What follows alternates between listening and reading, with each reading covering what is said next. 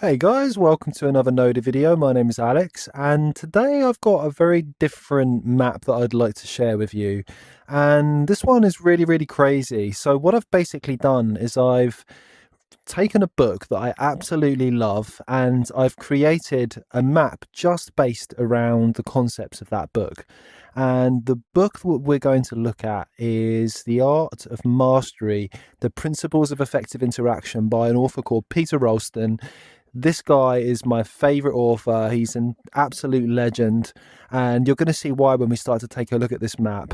And the idea behind the book is coming up with a system for mastery, coming up with a way of relating to whatever interaction that we're undertaking, and finding ways that we can actually improve that process and build a skill. And it's Peter's just created this entire model for mastery, and he's someone that's mastered his own art. He's a martial artist, and he won a competition a while back, world martial arts competition. So this guy knows what he's talking about, and his work, in my perspective, is absolutely revolutionary. He really is one of my heroes, and we're gonna take a look at it, guys. I have to admit, it's not something that I've fully have grasped yet. I'm still in the process of grasping it. It's a lifelong process,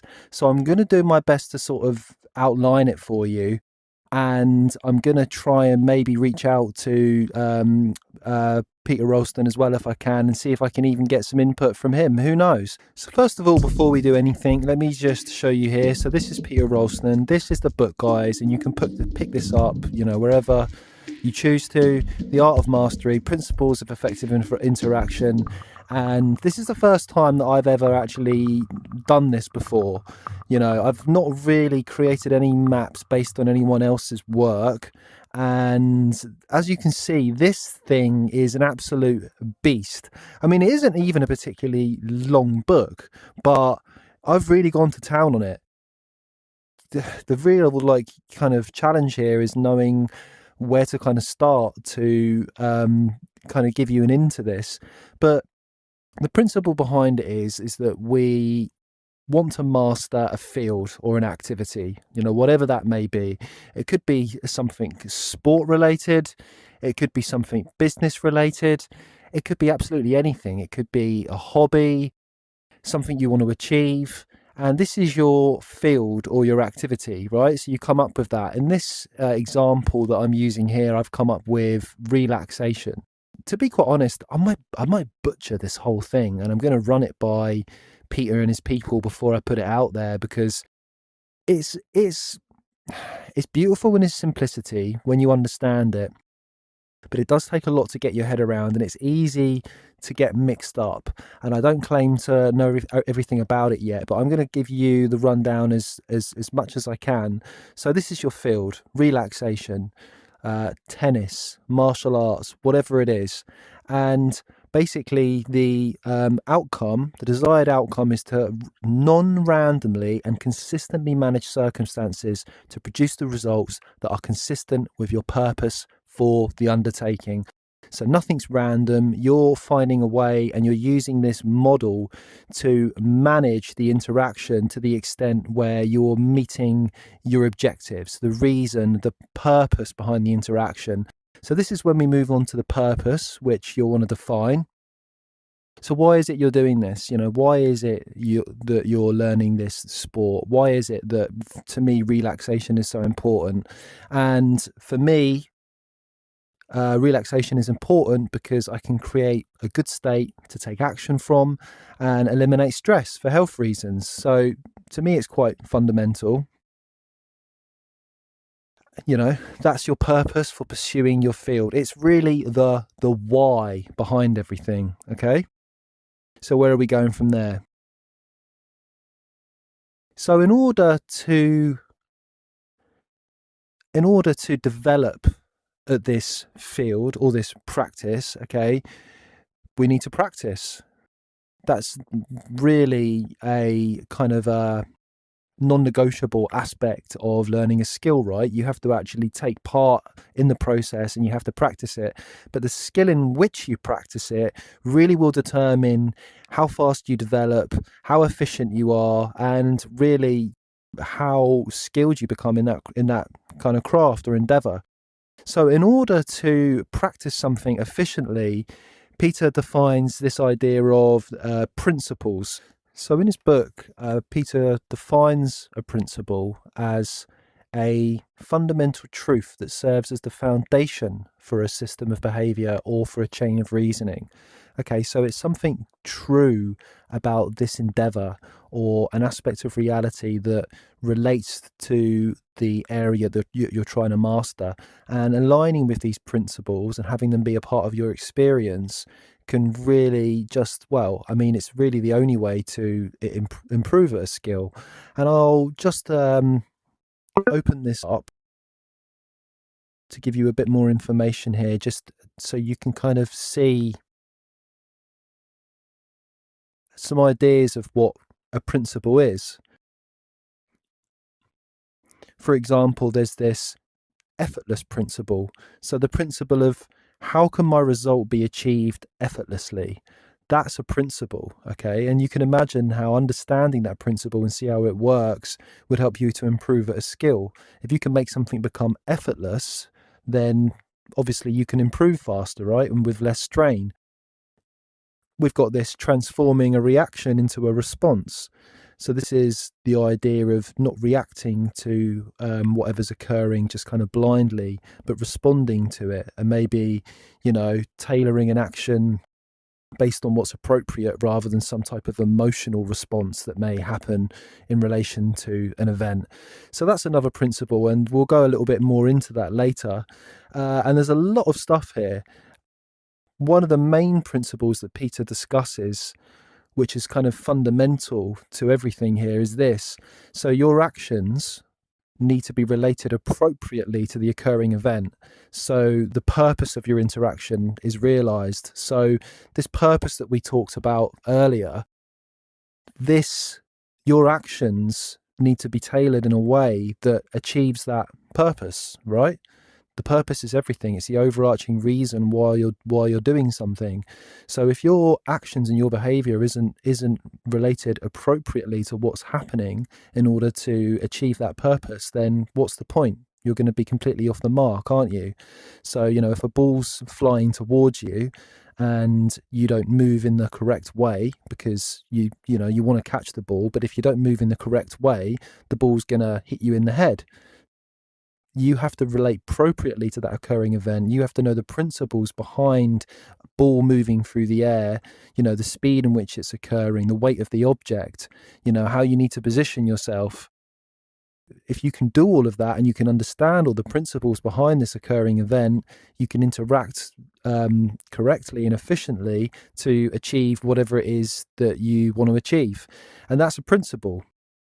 And basically to start the whole process here of kind of mastering your endeavor, it's a really, really good idea to try and find out what the principles are behind it. And there's a way that you can do that Peter outlines in his book, and it's just some questions that you can answer in relation to your field. So you can start off by thinking about what would make one person skillful and another not. Let's take the example of a business transaction. There are certain things that one person might do, like they'll listen effectively. They'll be good at taking on board the other person's perspective and not seeing things through the lens of their own biases or distorted interpretation. You can imagine that someone that wouldn't be skillful at that would be very distracted or would be being influenced by maybe emotional factors rather than seeing what's actually occurring in front of them. And you can start to kind of create some ideas and make some notes around this. Then you have similar, but this idea, what does it mean to be unskilled at this? Just asking these questions, it's a really powerful way to get your mind working and focusing in on some of these principles. So for this example, someone might be in a rush. Someone might have an objective that they're trying to fulfill that's time sensitive, or they may have this fear that they're not going to, get the job or complete the transaction. So this emotional element, this fear, may be getting in the way. So you could just say someone that's very emotional, someone that's unduly influenced by emotions, maybe unskilled at completing a business transaction, or getting someone interested in a relationship. You may not even be able to use language effectively. The words that you're using may not be doing a good job as tools to communicate your perspective or your needs. So, you can get really deep into this. So let's now look at the example of maybe, taking someone out on a date and getting someone interested in you romantically. So to be skillful at this, you could make some assumptions here. So you could make some assumptions that you would need to be a considerate person.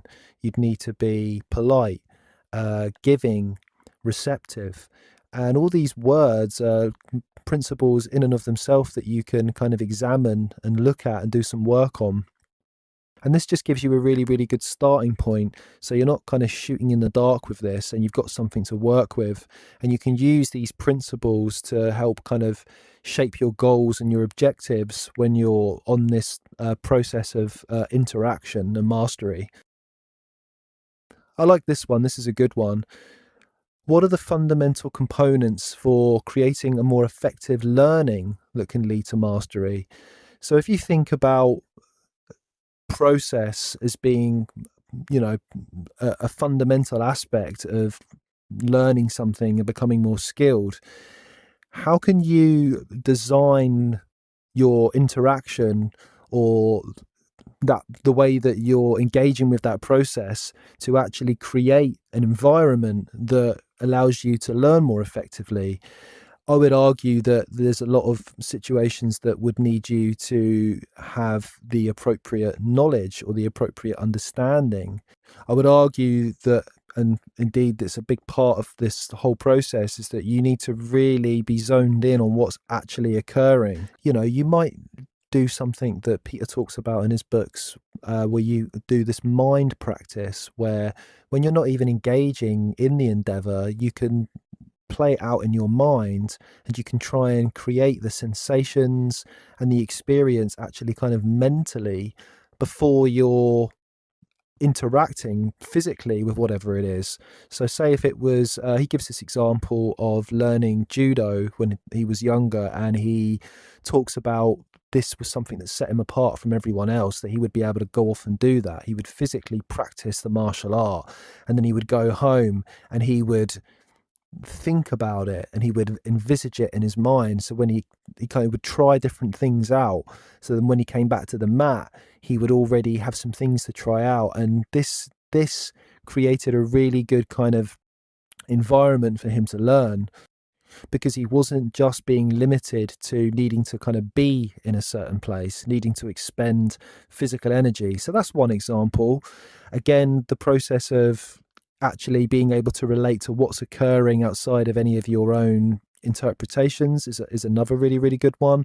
But really, it's going to be down to your particular field, and it would be helpful to look into that, and you find a lot of similarities with a lot of these different fields, especially with some of the kind of more physically based ones. There's a lot of things, elements that you can kind of apply to multiple fields.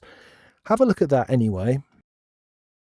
Make some notes, get some ideas. So let's come back to, and let's just go ahead and close that for now, so we're not quite as cluttered.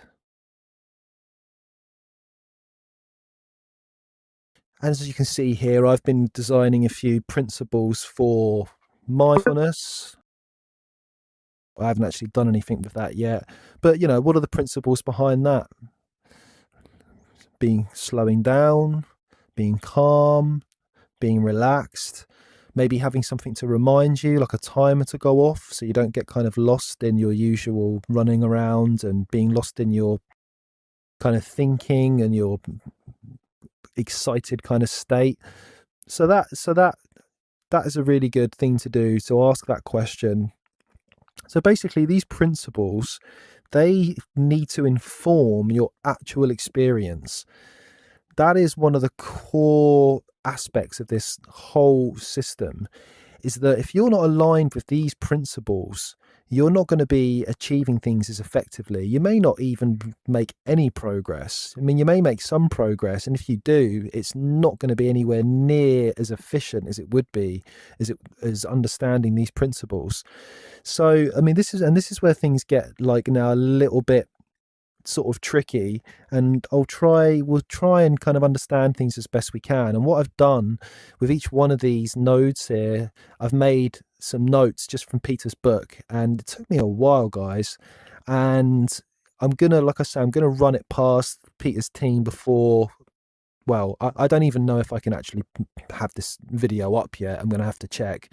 But really, I'm really only interested in sending it along to Peter anyway and seeing kind of what he thinks about it. But I've put all of this information in here from the book that I'm able to kind of go through and look at. So I've just got here. So perceptive experience, it's basically your thinking, feelings, emotions, attitudes, moods, interpretations, reactions, body impulses, perceptions. It's basically anything that you're actually experiencing, your raw experience of an event, of that ball flying towards your head, of that person sitting across from you at the table. Okay. And Peter argues that this perceptive experience can almost become tainted by things that aren't really relating to your purpose or to the principle. So, for example, like we talked a bit about fear earlier, if you've got some kind of fear that's part of your perceptive experience, that's kind of almost like a cloud over the top of it that's stopping you from engaging with what is actually happening, and it's making you ineffective because instead of relating to the event, you're relating to something completely different. You don't think you are, you think it's related, but it's not. It's an emotional aspect, and it's clouding your perceptive experience. So in order for this perceptive experience to effectively be effective and to actually help you achieve mastery, what you really have to do is you have to get it relating to what's objectively occurring. And this is pretty much the bread and butter of this whole system, in my opinion, is this idea of relating to what's actually happening and what's objectively occurring. And I'm sure if you just think about anything in your life, anything skill based, you'll already be able to come up with many, many different examples of things that get in the way of that, and usually emotional stuff. But I mean, interpretations, mind stuff, usually anything, a lot of the stuff, a lot of it is mind-based stuff, like thinking. Okay, especially when you're trying to achieve or you're trying to master some physical endeavor. I mean, Tiger Woods swinging a golf club when he's distracted thinking about what he's going to have for tea later. Do you think he's going to hit that ball as effectively? No. I mean, don't know, Tiger Woods probably would, but you see what I'm getting at. And it's absolutely huge. And you can start to see now how intricate and detailed this whole map is, and just looking at it here can be quite quite mind-boggling. But we're going to kind of go through and try and make sense of it. The orange line that I've created, I envisaged as kind of the core part of the process, which is your perceptive experience needing to be related to what's objectively occurring. And what I've done here is you can write on these lines in this app I'm using in Noda. So I've put here perceptive experience has to inform, what's objectively occurring has to inform your perceptive experience. And that's why I have the arrows there, and that's why I have this motion effect, because I'm showing how this relationship is occurring. So if we just go and look here, I'll just read a little bit of what I've put here, or what Peter's put.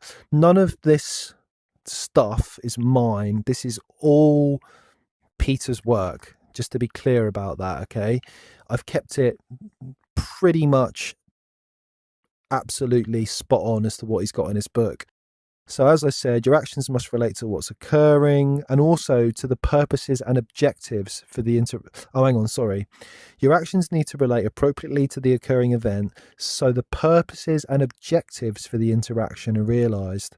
And that's really at the core of it as well, that you keep the purpose there, you keep the objective there, and your interaction is related to that, okay? And the principles are kind of like the fundamental basis of the thing that, I mean, that is a principle in and of itself. So what have we got here? Your actions must relate appropriately to the occurring event so that the purpose and objectives for the interaction are realised. If a ball is flying towards you, what do you want to do? Do you want to catch it? If you don't know how to interact with it and what your objective is, it's just going to fly past you, isn't it? So you have to define your objective so you know how to interact with that unfolding process, right? And if you want to do that, then there's a set of principles behind that, such as motion and speed, in the example of the ball flying towards you. So all of those things need to be related to as well, because they're appropriate when it comes towards you fulfilling that objective of catching the ball. Okay, so you're relating everything to your objective, and then consider how many things there are that could cloud that. You could end up relating to things that aren't actually occurring or aren't related to that objective. You might have all of this personal stuff going on that gets in the way. For example, okay, let's use the example of wanting to develop a friendship. You might have all of these fears or these personal needs, like wanting to be liked, wanting to be accepted. And the more you can see past all of that extra stuff, you can connect to the principles that would actually get you closer towards having a decent friendship. Principles like listening, empathy, understanding. These are the things that actually form those connections. And all of the extra stuff that you've got going on, all of these personal agendas, well, they're not really related to the process of forming a friendship. They're related to something else. Your need to protect yourself, which in this example would be, your need to protect yourself or manipulate things to fulfill some other completely unrelated objective, which would be your need to protect yourself or manipulate things to fulfill something completely unrelated to your original objective. And what you have to get is none of those things are related to what's actually occurring in the moment with the interaction. They're all things that are very subjective, very conceptual, just related to yourself. All that extra baggage, all that extra stuff that you've going on, it's not really related to being in the moment with that other person. I mean, you're relating to principles still, sure, but you're relating to unrelated principles such as self-survival or the need to protect, like I said. But if you're aligned with what's actually occurring in the interaction there in front of you, you can be aligned with a whole different set of principles that are much more efficient when it comes to building that connection. So this is why actively perceiving what's happening is essential. It means perceiving everything that's occurring, no matter how trivial, as everything affects the interaction. In terms of how to do that, and just some ideas of how to become more connected with what's actually occurring, Peter talks about this idea of open possibility. This is how to become aware of whatever relates to your endeavour, but of which you're currently unaware. If it's not in your perceptive experience, how are you supposed to relate to it? It can be affecting things and it's affecting the interaction, but you're not able to control it because it's not within your perceptive experience. So it's kind of like once you focus more in on what's actually occurring and it's part of your experience, say you're trying to take a swing with a tennis racket, are you even perceiving the way that the ball is kind of bouncing on the grass when it's coming towards you? Is that even in your experience? Or are you thinking more about, something else, like needing to win the game or how you're going to swing the racket, this is the thing. It's like there's so many fine little distinctions and principles that you can become aware of, and there are ways to do that. So he talks about this way, this idea of, and this is all very kind of experience based stuff, right? This is all not conceptual. This is just being kind of in the experience and seeing what's there. It's not coming up with cute ideas. So he talks about this idea of simply being human, right? Just relating to things as an entity would, without all of this unnecessary stuff. And you could argue that all the unnecessary stuff and the kind of biases and all of the thinking is part of being human too, but really this is stuff that just kind of develops as we go through life. But he talks about this idea of simply being human as just kind of being an entity that's I believe kind of interacting with a process. And what does that mean? What does it mean just to get rid of everything and just to be simply being? I think that's what he's getting at. It's just the more you're simply just kind of being in that process and having the experience of it and understanding what's actually happening, the more you're able to kind of discover these elements that you were previously unaware of, okay, and develop just sort of new ways of actually responding to things, new ways of being, new ways of thinking. And this all leads to this open possibility. And for open possibility, I made a few notes here. So what have we got?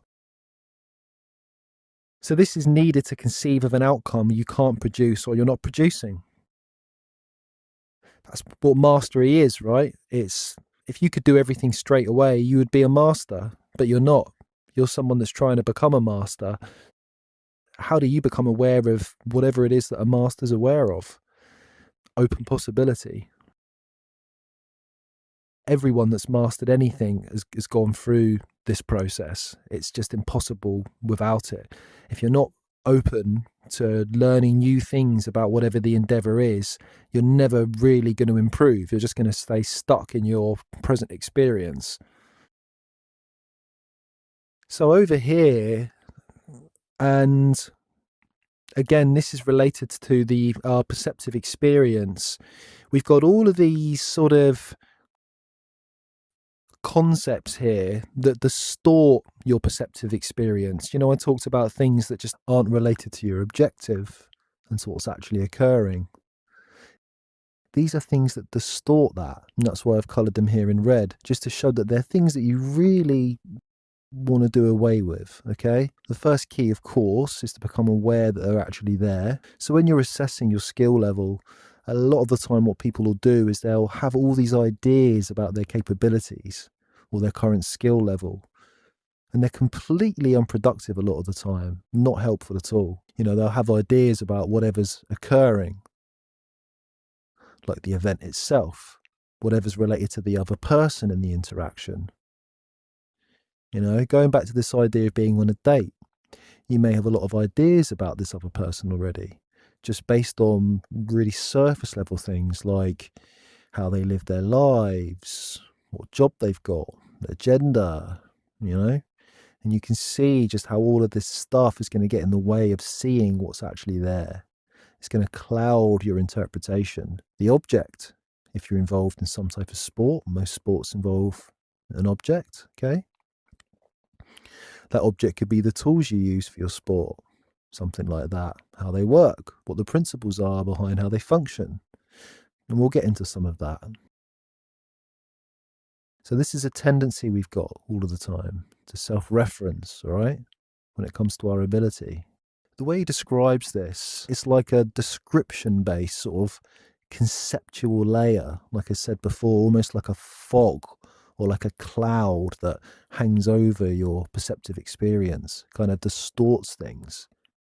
And a lot of the time it's comprised of personal history or beliefs. You can see straight away how all this stuff is so inefficient or such a hindrance when it becomes to developing a skill. So what have we got written here? It's a little hard to see because of all of the lines I've got coming off, but I think it says usually judged as good or bad. Okay, so usually has some kind of like valuation put on it, like good or bad. Like a belief, for example, can be good or bad, can't it? Like you've got these bad beliefs, like I can't do this, or I'm useless, I never achieve anything. Then you've got these good beliefs, like I'm awesome, I excel at everything. And good beliefs aren't necessarily helpful. You can see how having a belief about yourself that you're absolutely awesome and that you always excel at everything could actually lead to you completely distorting where you're actually at and maybe not taking the right kind of actions that you need to proceed. So there's a lot of evaluations happening here based on who you are, your personal experience. Oh, I forgot here. So usually judged or good or bad. So they limit you to the description that you have in your mind, to the concept you have in your mind. Yeah, as I said, I mentioned, you could say you were smart. If you think you're smart, you won't have any you won't have as much curiosity, will you? Because you already know everything. So it's a conceptual based experience rather than an actual real existential experience based on what's occurring. It's a kind of like, yeah, just like he says, it's a layer. It's a conceptual layer that sits over the top of things. And really, who hasn't got this? Masters, probably, but most people, we all have this. And it was really eye opening to me when I read this because you see it all. It's incredibly freeing when you see it all and you realize, whoa, if I can just move all this stuff to one side, think of all of the things that I'm missing that I could notice. Think of like the way that I can completely shape my experience to be absolutely just related to whatever it is I'm trying to achieve without all this gunk, right? Self-referencing gunk. It's like a cycle, right? It leads to like no change because it's what you're used to, and you get stuck in these little conceptual worlds that limit you. And you may give something up. You may be so stuck in your own self-belief about what you can achieve that you won't even bother trying, right? Whereas if you can connect to something new about your experience, then that leads to actual physical change and progress. Okay, so the idea is it's all self-related, self-referencing, very, very cyclical. And really, the way around it is to just have this more experience based process, which eliminates more of it. You ask yourself, is it true, really? Sure, it's true for you, but is it related to your objective? Is your objective to have some type of belief, or is your objective to understand your art, understand your process?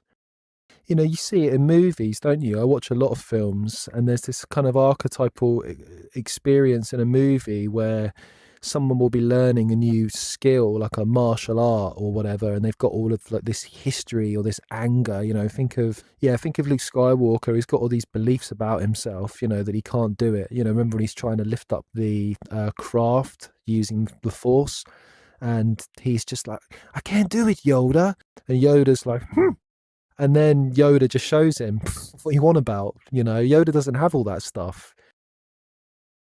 He knows it can be done. He's related to the actual experience. He doesn't have these limiting beliefs. So he just lifts the craft up straight away. And he just shows Luke that having this belief about himself that it can't be done is the thing actually stopping it being done, because he's not in tune with the Force.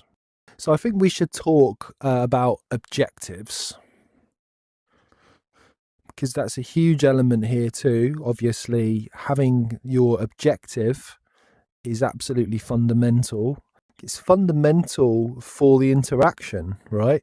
Otherwise, there's a process happening, and it's happening, and you want to interact with that process to shape it in a certain way that realizes your objective, which is to advance the skill.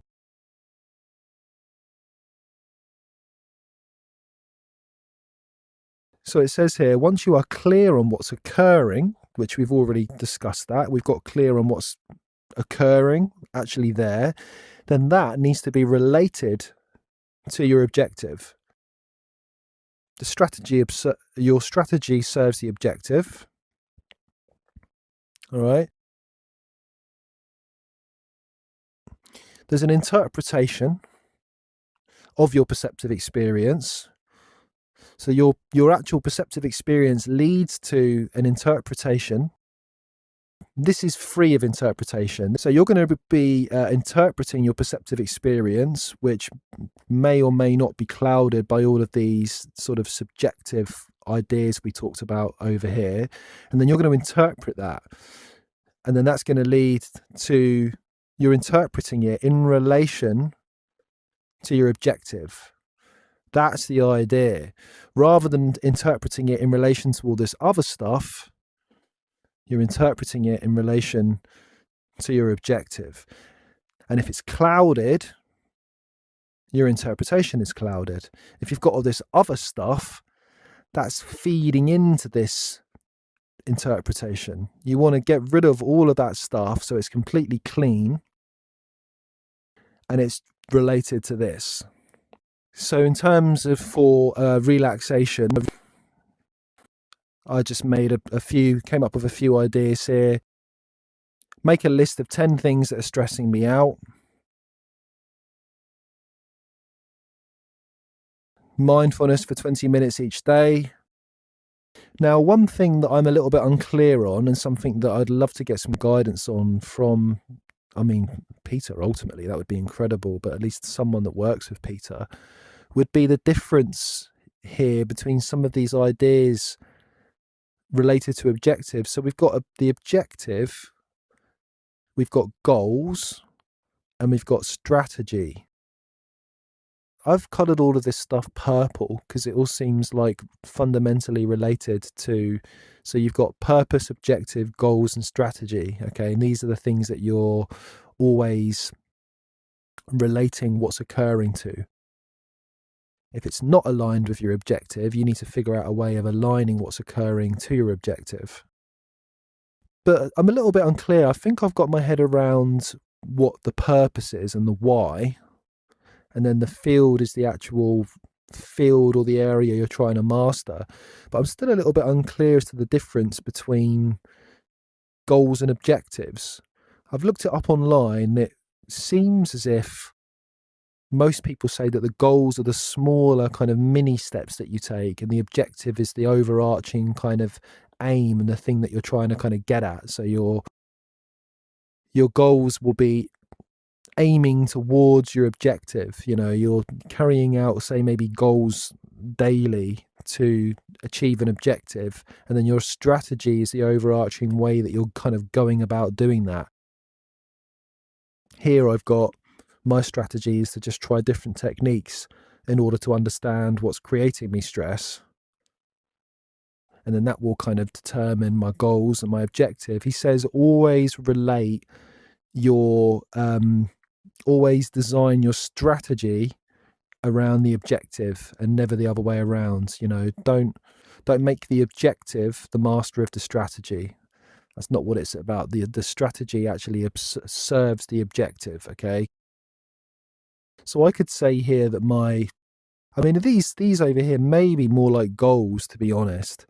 But say, like, let's just use a simple example. Say my objective is just to become more mindful. My purpose is to become mindful because, I want to be more relaxed and be in a better state to do things. So my objective, what it is I'm actually trying to achieve, is to be more mindful. You could then say that my goals in relation to that would be, practice mindfulness 5 minutes every day, or set a timer to remind me to be more mindful. The strategy is the way in which I'm going about the whole process of learning. Is more of a zoomed out kind of, how, almost like how I'm going about it. So maybe I could be trying out different practices. He talks about trying out different strategies and projecting ahead if they're not working. asking which of the paths would be more effortless. He talks a lot, it goes back to this idea of effortlessness and how to achieve that. Effortlessness, effectiveness. I've written here, I've got a little bit of stuff, and this again is taken from his book. Strategy, plans, and goals only exist to serve an objective. Never make the strategy the objective. There are many possible plans that can achieve the same ends, and so the strategy needs to be open to change, right? It's not fixed. If you make the strategy the objective, you're going to measure your success by how well you follow the strategy rather than whether it's actually helping you achieve the objective. If it's not getting you closer to it, I mean, your strategy might be working, but it's not actually helping you to get closer to what it is you're trying to achieve. If it's off, change it. It's this open kind of process of not being kind of fixed in your ways. We might have the usual way of kind of how we go about things. Our strategy is just this, like a seat of your pants type of approach of just go in and keep doing the same old thing. I mean, it may not even be something that you've consciously even thought about. You probably do have one without even knowing it, but it can be open to change. It should be open to change. So you make an interpretation, you relate it to your objective, and let's try and keep centering in on an actual example, which makes it a bit more kind of tangible. So let's stick to this whole thing of being on a date, because it's a little bit interesting and kind of like fun, isn't it? And everyone loves dating. Well, I don't know, I hate it, but still, it's necessary. Okay, similarly to the strategy serving the objective should always be serving the purpose. So the purpose is actually even more overarching than the objective. It's really the reason that you're undertaking the whole thing. So again, just like the strategy, the objective should be open to change as well. So if your purpose is to get a second date, okay, then that shapes your objective. How do you go about getting a second date? Be charming. Being charming is your objective. If being charming isn't working, and maybe she thinks you're a bit slimy or something like that, then maybe your objective becomes be a bit more aloof. Okay. So within that, being aloof, what might come under goals? I don't know. Sit back in my chair, stare over to the bar, smoke a cigarette. Nothing more aloof than smoking a cigarette, right? You can see how that might backfire. So again, keep it on point to the purpose. Change it if it's not on purpose. So this objective you have will result in a decision. So in the example that we just gave, your objective now is to be less charming. So let's go with that sort of humorous example. So the decision you might make is sit back in my chair and look aloof. Following that, and this is very, very granular and kind of getting into the actual existential process happening here. You make a decision. You have an intent. Your intent is to sit back in the chair. That leads to an impulse. So an impulse, he talks about, actually, it's the thing you do to move your body or to think a thought. It's an actual experiential thing, something that occurs. Say if you're going to move your arm, you need to have an impulse to move your arm. You need to have an impulse to speak. You need to engage your vocal cords, right? So he talks a lot about discovering the correct impulses that you need to master an endeavor. So your impulse to sit back in your chair may be designed in a specific way. It may be designed in a certain way that moves your body in a way that you believe to make you look aloof, but actually it's completely ineffective. And it doesn't make you look aloof at all. It just makes you look like you're trying too hard.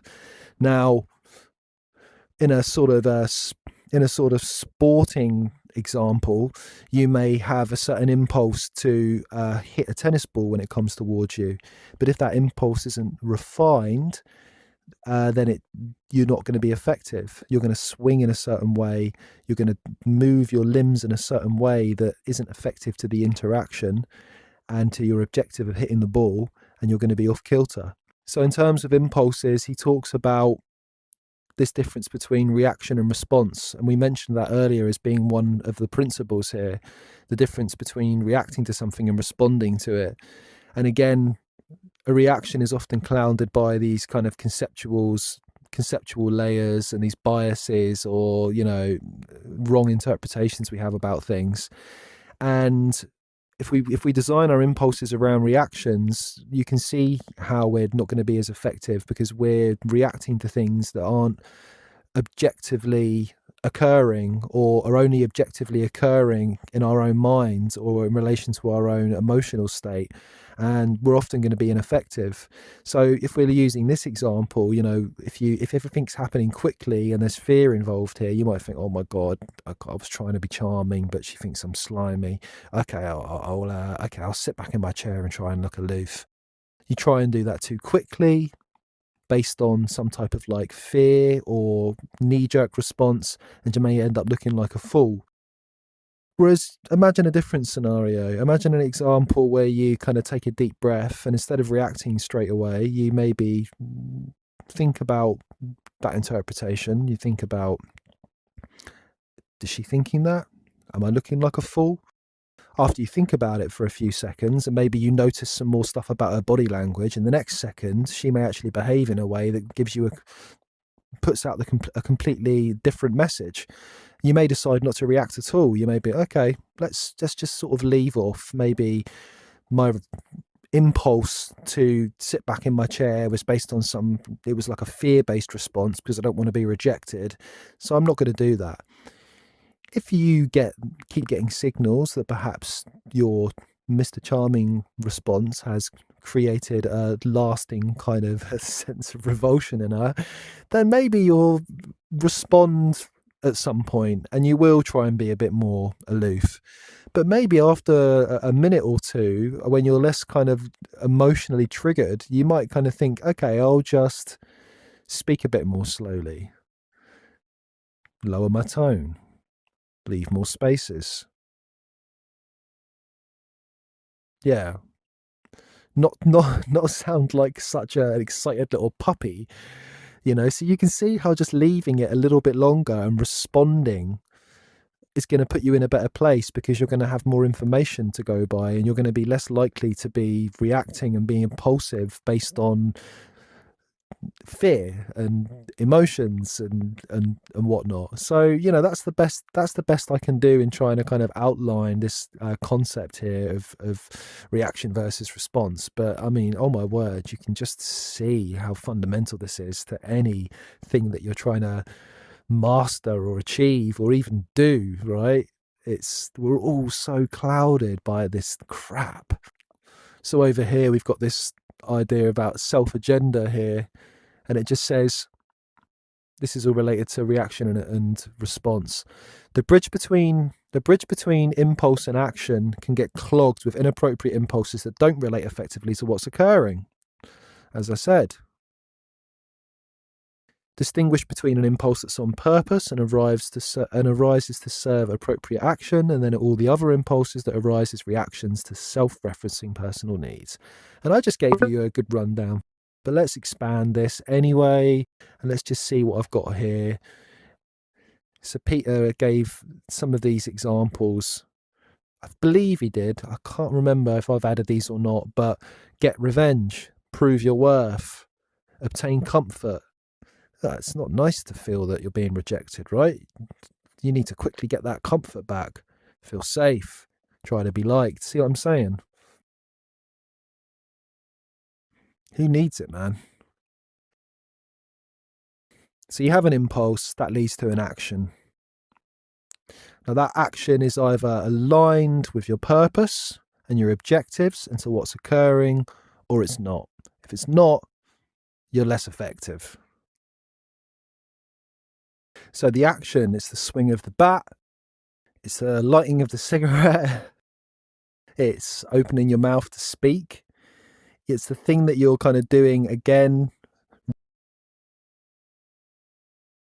So these actions will always be related to your perceptive experience. So to realize your objective, Your perceptive experience must be related to what's actually occurring. So if your perceptive experience is clouded by all this other stuff unrelated to what's objectively occurring, your actions are going to be distorted as well. If she's not actually put off by you and you react, but in your perceptive experience she is put off by you, if your action is related to that, your action isn't related to what's actually occurring. Your action isn't related to your objective of getting her to like you. It's related to something completely different. It all comes down to how clean is your perceptive experience? How much is it actually being related to what's objectively occurring and what your objective is? It becomes a limitation as soon as it's adopted, because it has to. An action is a limitation, and again, if actions aren't getting you the results you want, there's a whole process we go through to change our actions. If your field is related to people, what are they doing? What are they thinking? What are they feeling? Relate your actions to that. Not trying to be liked, getting in your way, being a doormat, getting upset. Again, relate to your objectives. As you take an action, you will receive feedback. When you take an action, you will receive feedback about the effectiveness of your action. And then we'll go more into feedback now. So the more you know about what's necessary to realize an objective, the more sensitive you are to what must occur, and the sooner you will know, and with greater accuracy, whether the process is going to work out or not. If you ascertain it's not going to work out via your present course of action, you must change your actions. The trick is to know beforehand or not whether an action is going to be effective, so you can choose appropriately. Just keep in mind the question: is this activity on purpose? Is your action on purpose? Is it going towards that, or is it moving you away from that? Okay. The real danger is thinking that actually this action is moving you towards your purpose, whereas it's not. It's just being distorted by these conceptual layers. So your actions often require interpretation of feedback. And this is the process to mastery. And this is what I've tried to kind of relay by this kind of orange line here. Okay. It's almost like the cycle that you have to kind of keep going through to develop a skill. After you've taken your action, there's this process of trying to figure out whether it got you closer to your purpose or not. So in the example of mindfulness here, I didn't feel any stress during mindfulness. Okay, so my purpose was to become mindful, to experience less kind of stress and have a better state to act from. So I found that when I was mindful during my day-to-day activities, I did experience less stress. So those actions, the action of sitting on my butt and meditating, my feedback was that actually was on point to my purpose, which was creating less stress. Okay, so I'm on the right track. It doesn't mean I stop, but it means that I might be going in the right direction.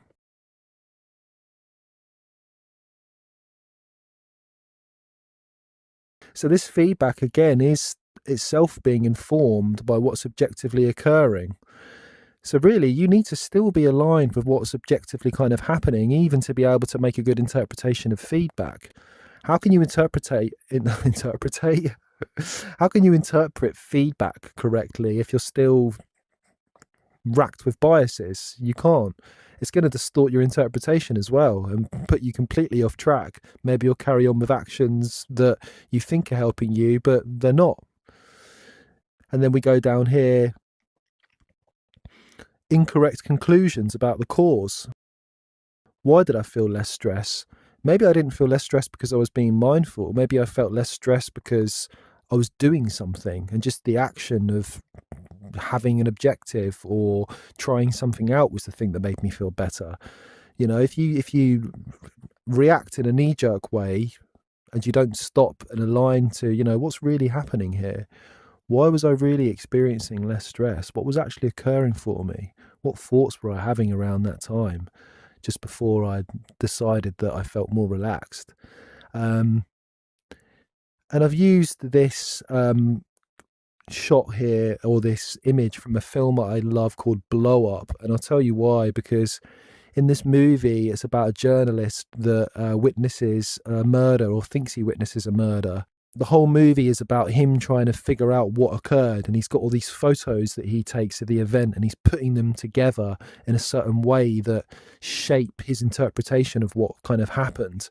And he ends up getting it kind of completely wrong, and the whole idea is that, you know, his need, or his kind of like bias as to what was kind of happening, and also the way that he kind of reshaped the events, actually led to him thinking that a murder had happened, or accusing the wrong person. So that's why I like that example. So here he's got these two different ways, or principles again, of combating this tendency to kind of get things wrong and make these incorrect conclusions. So this first one here, experiential inquiry, just kind of relates to this idea of actually asking questions and making an inquiry into your experience, into the experience you had when you carried out the action, and your interpretation that you then made regarding, you know, whether it was a success or a failure. So it says not just questioning and investigating, but looking for an authentic experience. When you experience or observe some new phenomenon, don't be so quick to believe something about it or know what it is. When you experience some new feeling state, or seem to observe a dynamic principle, do you know what it really is? Especially in the beginning. Really, it's like you simply believe what someone told you, what you made up for yourself, and apply this belief to the phenomenon. You must learn to admit you don't really know what something is or what it means. Then you can openly investigate it further. Okay, so again, getting rid of those distortions, not making knee-jerk interpretations, and that will keep you in good stead to keep towards your actual objective. Don't stop at the first conclusion you have. Get in the habit of drawing more than one conclusion. You'll find you can make many viable conclusions about any observation, because once you've continued beyond your first assumption. All right, so it's really freeing, and you notice it more and more the more you do these practices. You're kind of like, whoa, why did I just believe that? It's almost like, you know, you're stepping outside of the matrix a little bit. You can see how much of a tendency you have to really have this kind of experience of, that was it. I believe that. That was true. It doesn't even appear as a belief. It just appears as truth. But the second that you question it, it's really nice, because it kind of just zooms you out more. He also says that there's this process of radical experimentation helps, trying new things, new different things that break you out of the process of your usual kind of actions and ways of thinking. And the idea is that you won't necessarily fall into the trap of making wrong interpretations in your feedback, because there won't be any habitual patterns already existing there for you to do so. You know, the things that you're trying will be so different that you'll be forced to actually view them through more of a fresh perspective. I believe that's the concept here. Attempting actions, thinking and feelings that go completely against the grain of what you think you would consider right, possible, sane, or workable, or reasonable. This means being willing to engage in areas that appear contrary to what you'd want or believe. So I'm probably going to be here for hours if I go into each one of these nodes, because there's a lot, and to be honest, we still have a lot to get through. So maybe I should try and get through it a bit faster. So next up here are this core part of the process here. You have your interpretation of feedback based on your action, and then that leads to potentially correction. If it's interpreted or seen as not moving you towards your purpose, you make a correction. And that really is the process of mastery. Okay, trying something to see what works. If it doesn't work, changing it, and then finding this kind of optimal process aligned with the principles for that endeavor. And once you become aligned with that, then you just increase your skill more effortlessly, more effectively. Changing, correcting things. You think to yourself, okay, that didn't work. That action didn't work. This process of talking about myself isn't really seeming to kind of work. She's looking at her watch. She's getting bored. Let's try something else. Let's try. I mean, this is probably not the best example because it's just based on one. Well, I suppose you could see dating as something that you could master, so it's still quite relevant. Next time you go on a date, you could ask more questions. After that, you might discern that that's got you closer towards your purpose because her eyes might light up and maybe you'll score. Then you kind of work that into your kind of whole process of dating until you decide that maybe that isn't as effective. Or again, be careful because not everyone's the same. So you correct, okay? And what does it say? Changing whatever is non-effective into what is, or from what does not work into what does. This shift can require a change of thinking, perception, interpretation, impulse, movement, attitude, emotion, a lot of the stuff we've already talked about, or any other component that makes up the activity you're doing. You'll need to isolate the factors involved that you need to change. All right? Correction. We could go a lot more in depth on some of this. My ultimate goal is to get people in here to collaborate with me. Other people that have read Peter's books and, maybe help me understand these concepts a bit more. We can all learn together, collaborate. I mean, to come up with a system like this, it's just amazing. I absolutely love it. I mean, I want to preserve it. I want to preserve Peter's work because to me, it's just absolutely mind-blowing. So now we're going to move on and talk about distinctions, which are another fundamental part of this whole process. And just to give you a general idea of what a distinction is, I mean, obviously you've already got a definition in your mind of what a distinction is. But let me just say that that itself is a distinction. Your definition of a distinction is a distinction.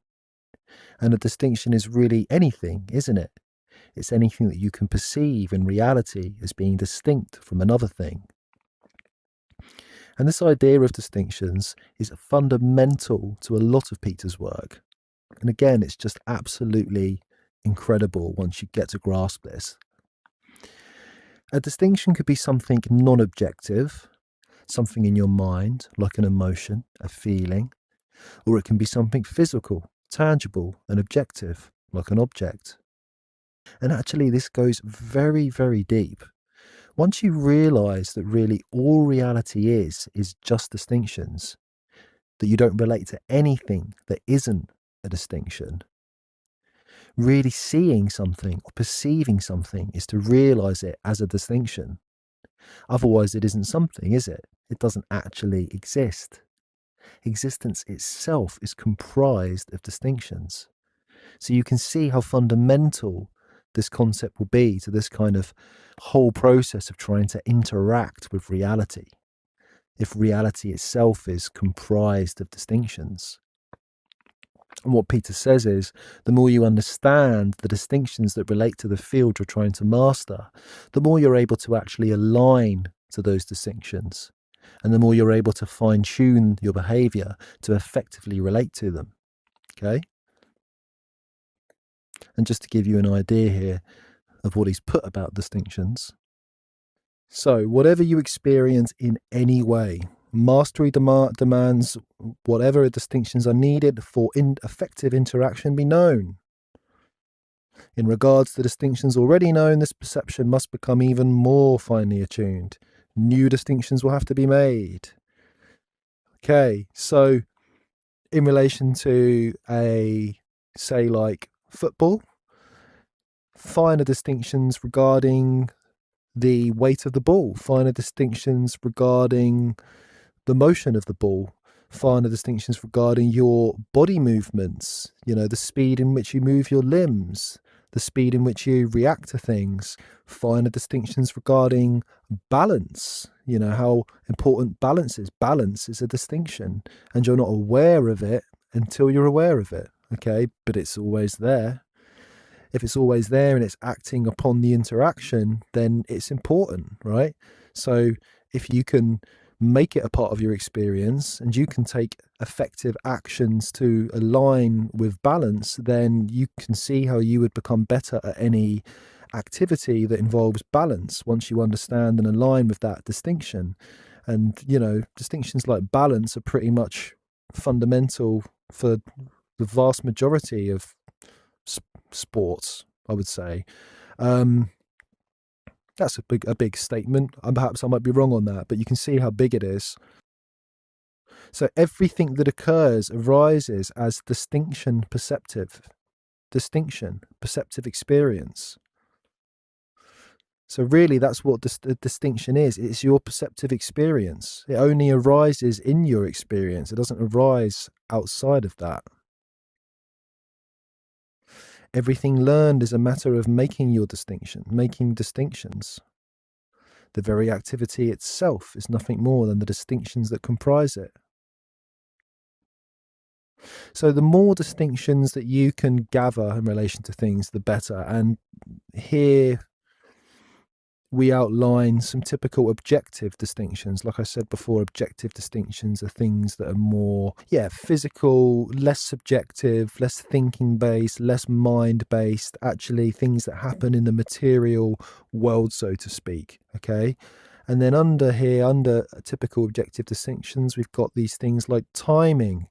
You can see how important timing would be to any physical endeavor you're trying to master. Body awareness. How in tune are you with different aspects of your body? If you weren't making the distinction of timing, you can see how that is going to really hamper you. Keep aligned with them. Design. How are the tools that you use designed? If you're swinging an axe to chop a log, how is the axe designed? If you know the design of it, you know how to interact with it more effectively. You know how to hold it more effectively. Same with shape. I won't go too into detail on a lot of these, but just to give you an idea, so the shape of any object determines much about its structural strengths and weaknesses, and determines a great deal regarding its possible function. This being so, your relationship to any given shape must take this into account, be it a golf club, tennis racket, football, parachute, wave, horse, body, contractual disposal. So, it doesn't have to be in relation to sport. You can think a bit, like, what's the shape of this proposal? What does it look like? How is it structured? How is it kind of designed? Weight. So maintaining a sensitive feeling awareness of the weight of the body, a ball, a club, a weapon, or even an issue. How heavy is the issue?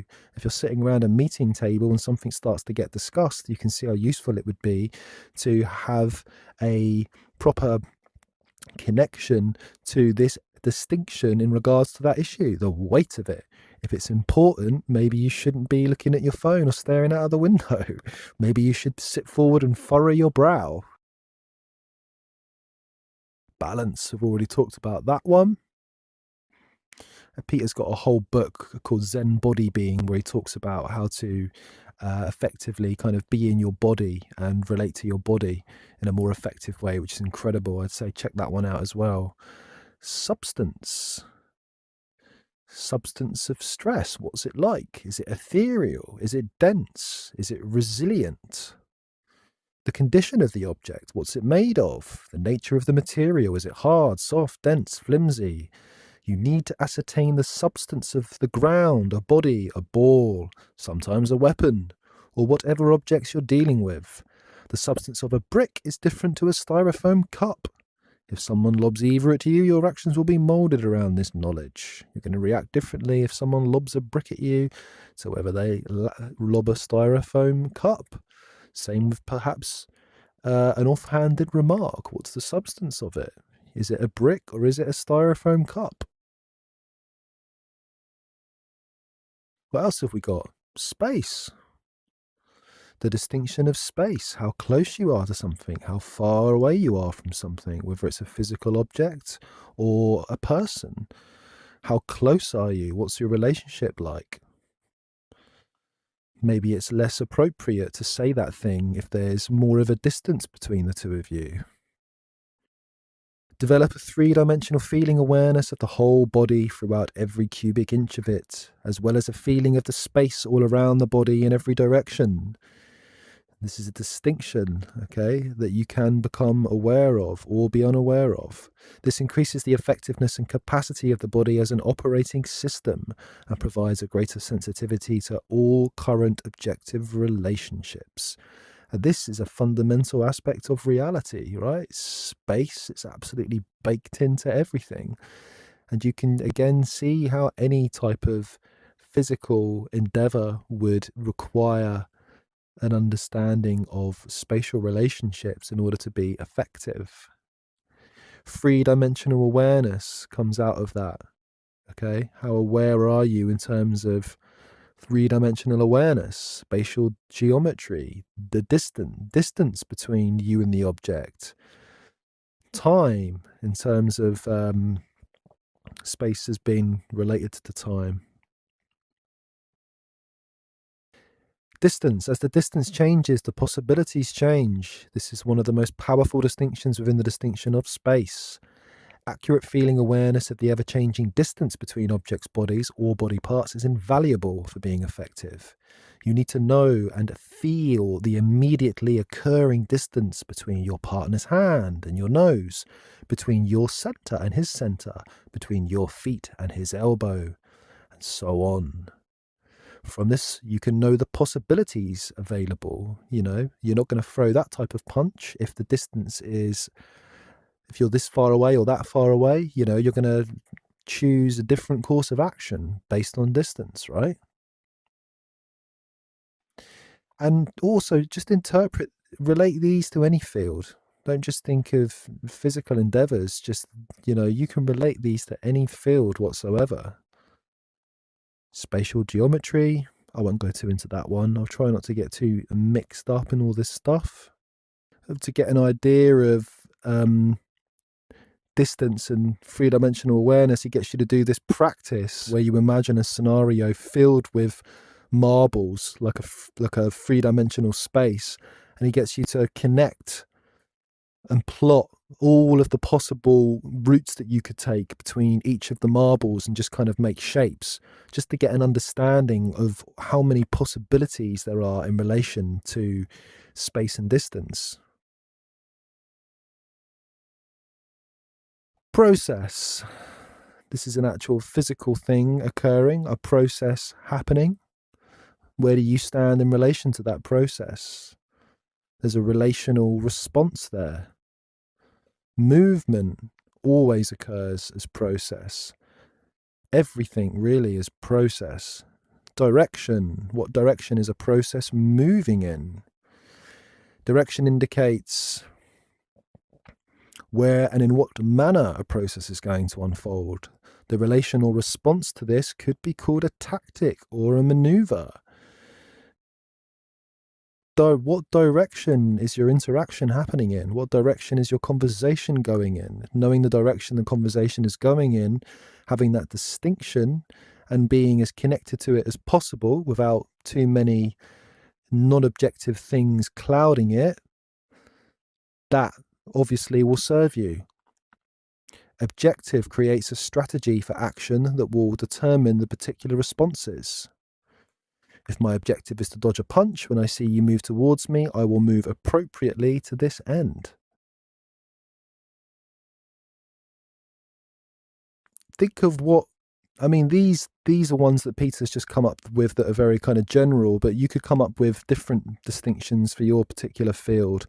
But I would imagine that most physical activities that you'll undertake will involve these, or most of these. Okay, these are really, really fundamental ones, but do consider and think about your particular field and see if there are any others here that perhaps you can add. So this whole idea of discovering distinctions, this is a principle. Discovering the distinctions that are related to your field. That is a principle that's going to make you more effective, and it's going to make your interactions a lot more effortless. Okay, so I mean, we've gone through quite a lot so far. So just to try and give you a little bit of a rundown, just to sort of touch base on maybe more of a kind of a broader outline here. You have a field that you want to master. You have a purpose for wanting to do that, or maybe the purpose comes first, and then you decide which field or activity is going to help you achieve that purpose. You practice based on principles that you've discovered about that field, or principles relating to effective interaction. You ask yourself what those principles are. Once you know what those principles are, that then helps you understand what your objective might be. You know, if a principle of relaxation is mindfulness, then your objective might be to learn mindfulness or practice mindfulness. Okay, so you've got your principles. Your principles will need to inform your perceptive experience. Okay, if your perceptive experience is clouded by things other than these core principles that underlie whatever it is you're trying to master, then things are going to be distorted. These are things that can distort things, these description-based conceptual layers. So your interpretation comes from whatever is in your perceptive experience, related to your objective, causes an intent, leads to an action, interpretation of feedback. Okay, correction, if correction needs to happen, that correction then feeds back into your perceptive experience and changes it. Something is added or removed to help you to align more with what's actually occurring. Your perceptive experience is as much as possible related to what's objectively occurring. To have the best understanding possible of what's objectively occurring, you need to really discover the distinctions, the fundamental distinctions of your field, so they can inform your perceptive experience, aligning with all of the necessary distinctions related to your purpose and your objective.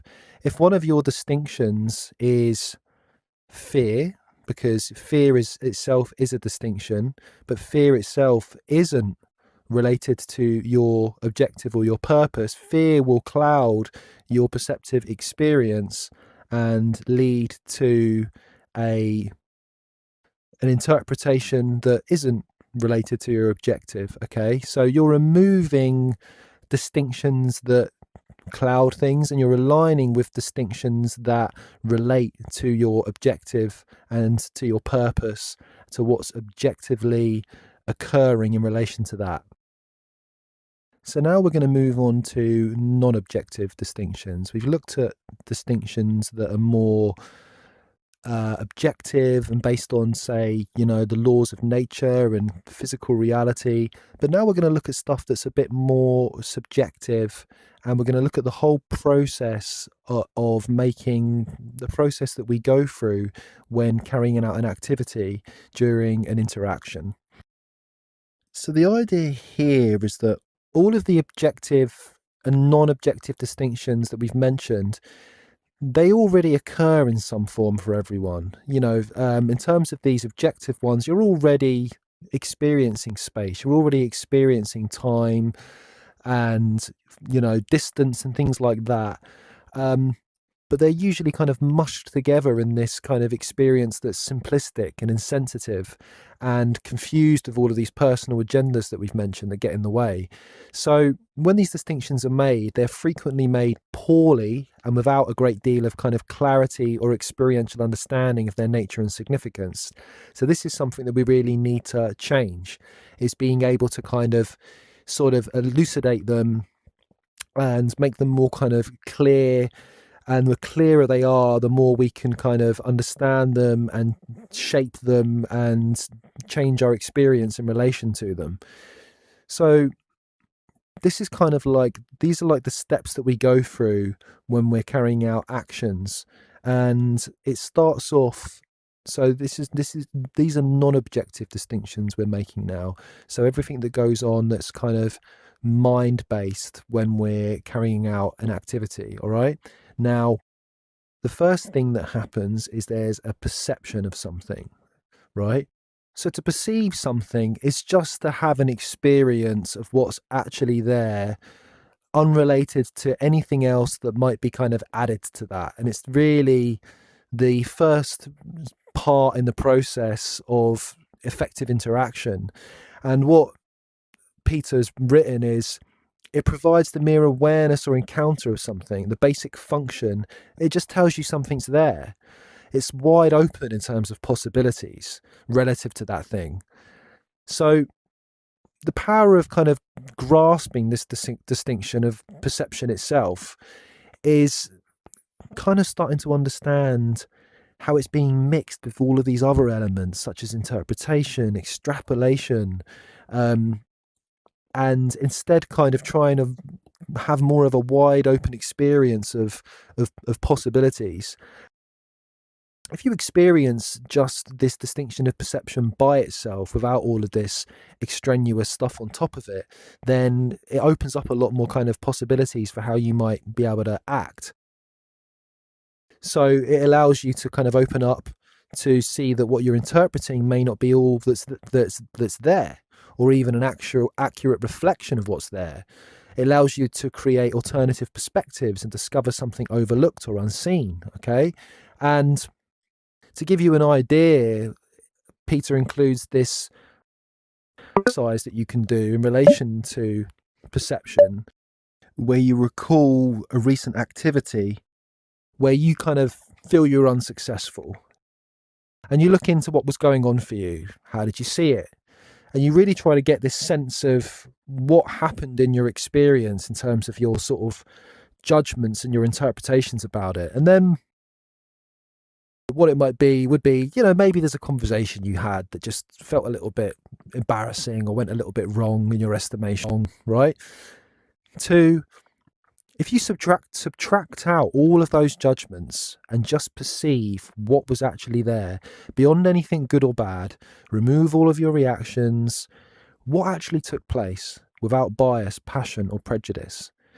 Okay, and we might be talking about emotional stuff here. We might be talking about an experience that you had of emotion, but just don't put kind of a label on that. If you felt something, don't label it as good or bad, but just look at the fact that that was actually part of the experience. Okay, after that, perceive the engagement again and ask yourself, what other ways could you have perceived it? How could you have held what was happening differently and more effectively? What experience could you have generated in relationship to the event that would be very different from what you did and perhaps more effective? So it's like when you see what was added in relationship to what was actually there, it makes you realize that you did add something. Half the time you don't think you did. You just assume that that's how things went. That's the reality of the situation. You don't even stop to think of all of the valuations that you made while the activity was occurring and after the activity had occurred. So if you kind of remove all of that and then you see what actually happened and what was there, you get this kind of sense that you could have interpreted it differently. If you'd have been interpreting or seeing things more clearly without all of that stuff being added when it was happening, how might you have perceived things more effectively?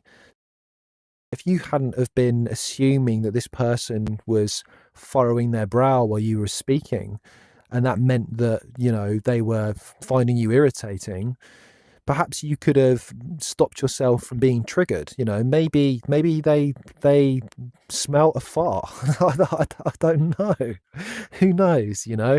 But you can see how your interpretations and valuations are either effective or ineffective in terms of achieving your objective. All right. So it's kind of like, it's not saying don't interpret anything, but it's sort of saying that your interpretations can either go in your favor or go kind of against you. And doing this practice where you create this kind of distinction of what was actually occurring and what was kind of added really kind of helps you to do that.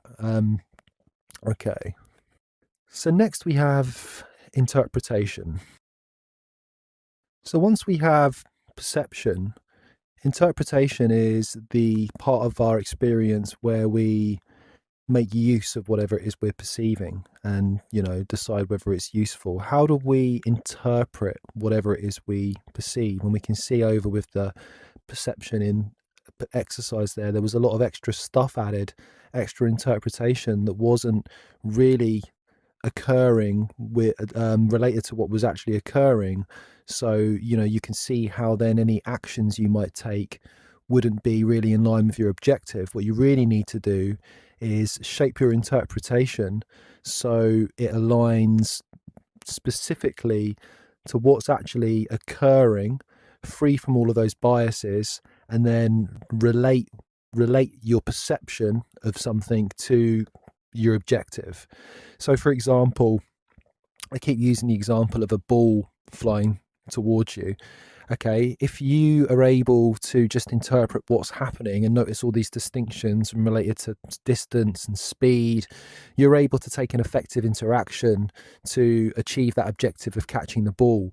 Whereas if you're being clouded by maybe fear that the ball might smash you in the face, you're going to kind of flinch, you're going to not notice all of these other distinctions, and you're not going to catch the ball. And then you're not going to get the girl. So you can see how your interpretation, again, and we keep coming back to this idea of things being kind of clouded by biases, and that is very relevant here. It allows for anything perceived to become useful, defined as that which within your experience which creates for you a particular relationship to what's encountered. With reference to your past, your assumptions, your beliefs, you automatically relate everything to yourself. So Peter's just got here that much of what you mistake for accurate interpretation is actually extrapolation and speculation combined with a bias born from your own desires and fears, as well as the reaction of projections that influence it.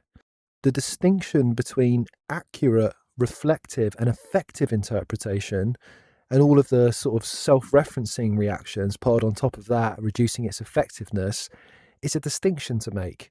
So that's a distinction. Even a concept is a distinction, okay, not just some physical aspect of reality. Even, like an idea is a distinction, and some ideas are powerful and some ideas are a distraction. But that is an important distinction to make in your experience, that distinction between inaccurate interpretation that takes you away from your objective and accurate interpretation related to what's actually occurring in order to move you closer to your objective. Okay, it's got to be free from whatever is not accurately representing what's there. So this moment can be seen as this moment. Okay, so becoming clear on these first two distinctions, perception and interpretation, you get this ability to see and understand clearly. Okay, your interpretation will usually be assessed from sort of past associations, but really it needs to be determined relative to your current objectives. Okay, that's the thing. It's all of this stuff gets in the way of your current objective, and that's really all you need. You need what's occurring, how it relates to your objective, what actions you need to take to be effective in this interaction to move things closer towards your objective. All right. Your interpretation, I've just got here, that again is distorted by beliefs and assumptions. The same self-referencing mechanisms that we mentioned over here from earlier. Okay.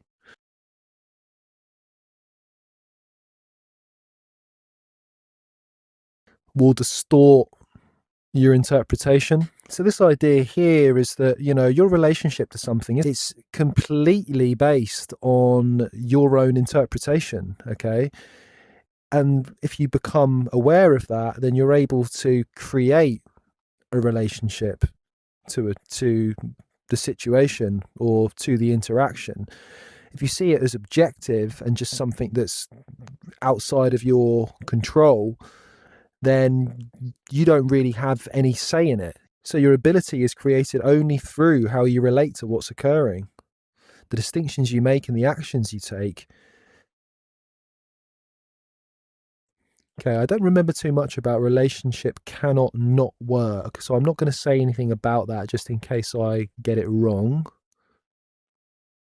But this idea of mastery not being personal, this is really powerful. And it's this idea of, you've got to almost be a slave to the process of mastery. It's not something that you really have control over. You've kind of almost got to submit to it. You've got to submit to the fundamental laws of interaction and distinctions and principles. It's not something you can just have a jolly old time with yourself and make decisions on yourself. And to some people that seems a bit kind of scary, but what Peter says is it's actually very freeing, because you just give yourself to it. And it's something that every master goes through, is this process of submitting to the process of mastery,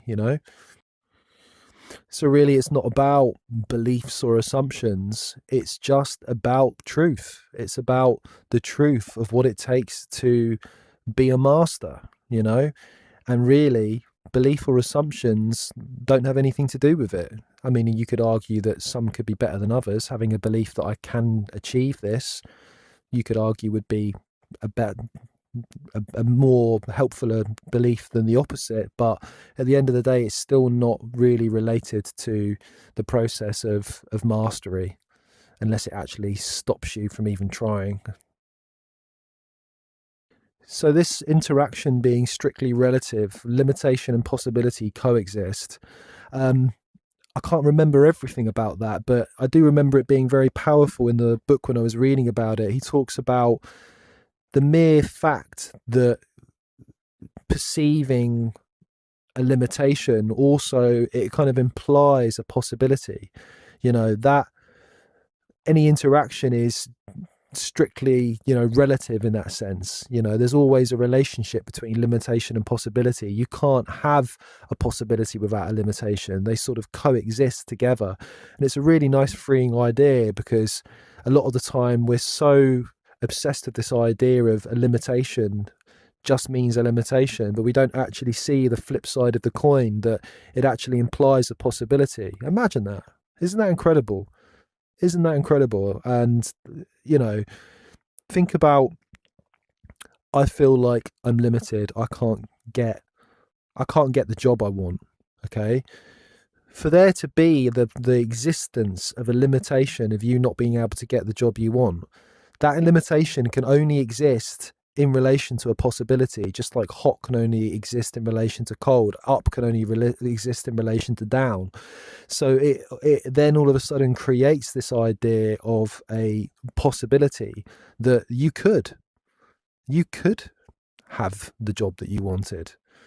Same the other way around. If there's a possibility of getting the girl of your dreams, that then also includes a limitation that you may not be able to get the girl of your dreams.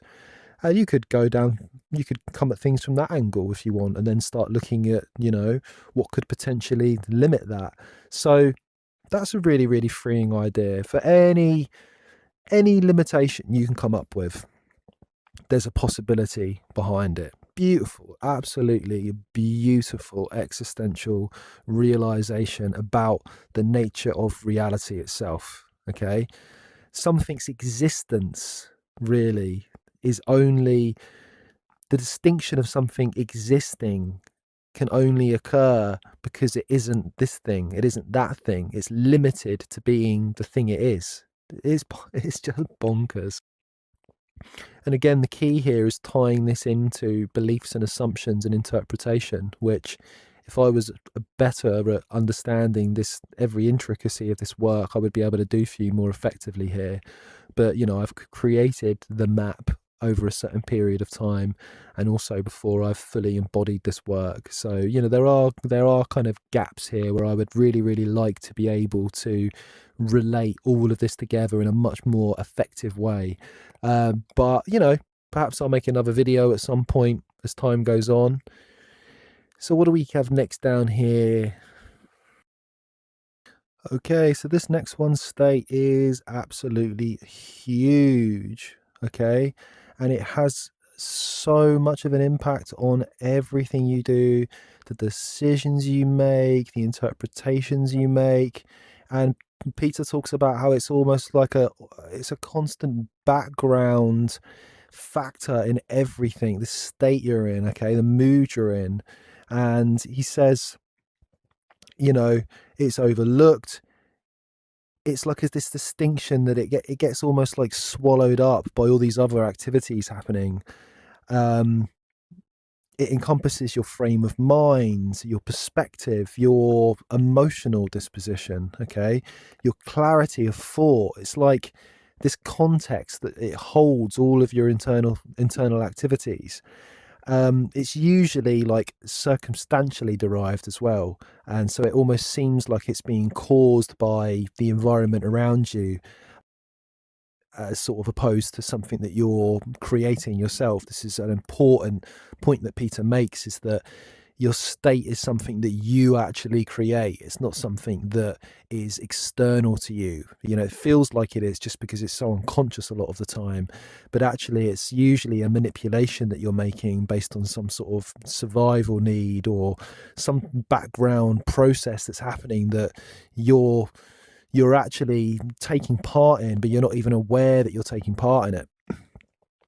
And he goes into a lot of more information about that in his book, The Book of Not Knowing, which is another really fantastic book that I recommend as well.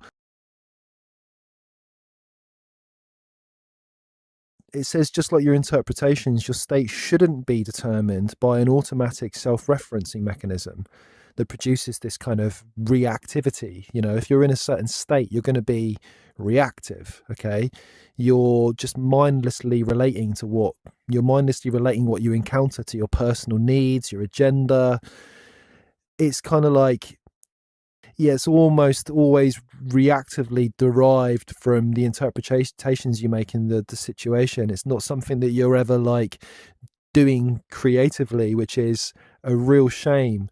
I can sure you can think of many examples when you've been in a state that hasn't served you, when you've been in a state of anxiety or a state of kind of need or yearning, and that is completely defined the actions that you take that are kind of reactive and just based on all of this kind of non-objective stuff that's just clouding everything, all of this in interpretation, all these interpretations that have nothing at all, that don't move you closer to your objective whatsoever.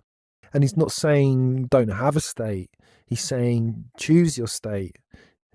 Think of the state that is going to be the most effective for you to achieve your goal. And think about it like, say if you were trying to if you were trying to pass your test, what state is the best state to be in to pass your test? You hear about these people all the time that fail over and over again because they're so damn nervous when they're in that seat.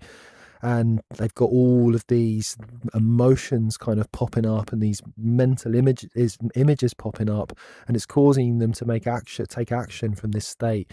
But you could see how practicing having a different state, or even having a concept that a state is something that exists.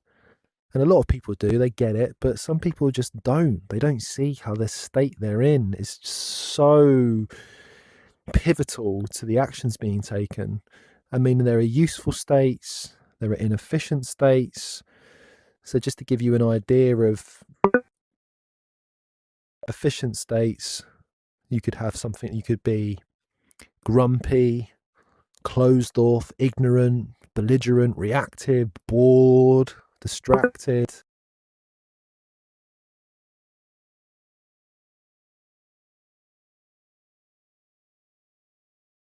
You could be clear, open, inclusive, focused. You can practice these, right? How cool is that? Practice states. as well as actually practicing the endeavor. Practice the states you need to be in. You know, if it's that fundamental, you could be detached, you could be sensitive, accepting, enthusiastic, present, clear, open. See? I love this. I mean, Peter spent so much time working all of this out for us, guys. Years and years and years. This guy sat and figured this shit out. And trust me, he didn't just sit, he was up kicking ass too. And it's incredible. All of this work is here. And this is why I took the time to do this, because incredible. This doesn't exist anywhere else. This type of work does not exist anywhere else. All right, you're getting so much gold here, and all you have to do is buy a book.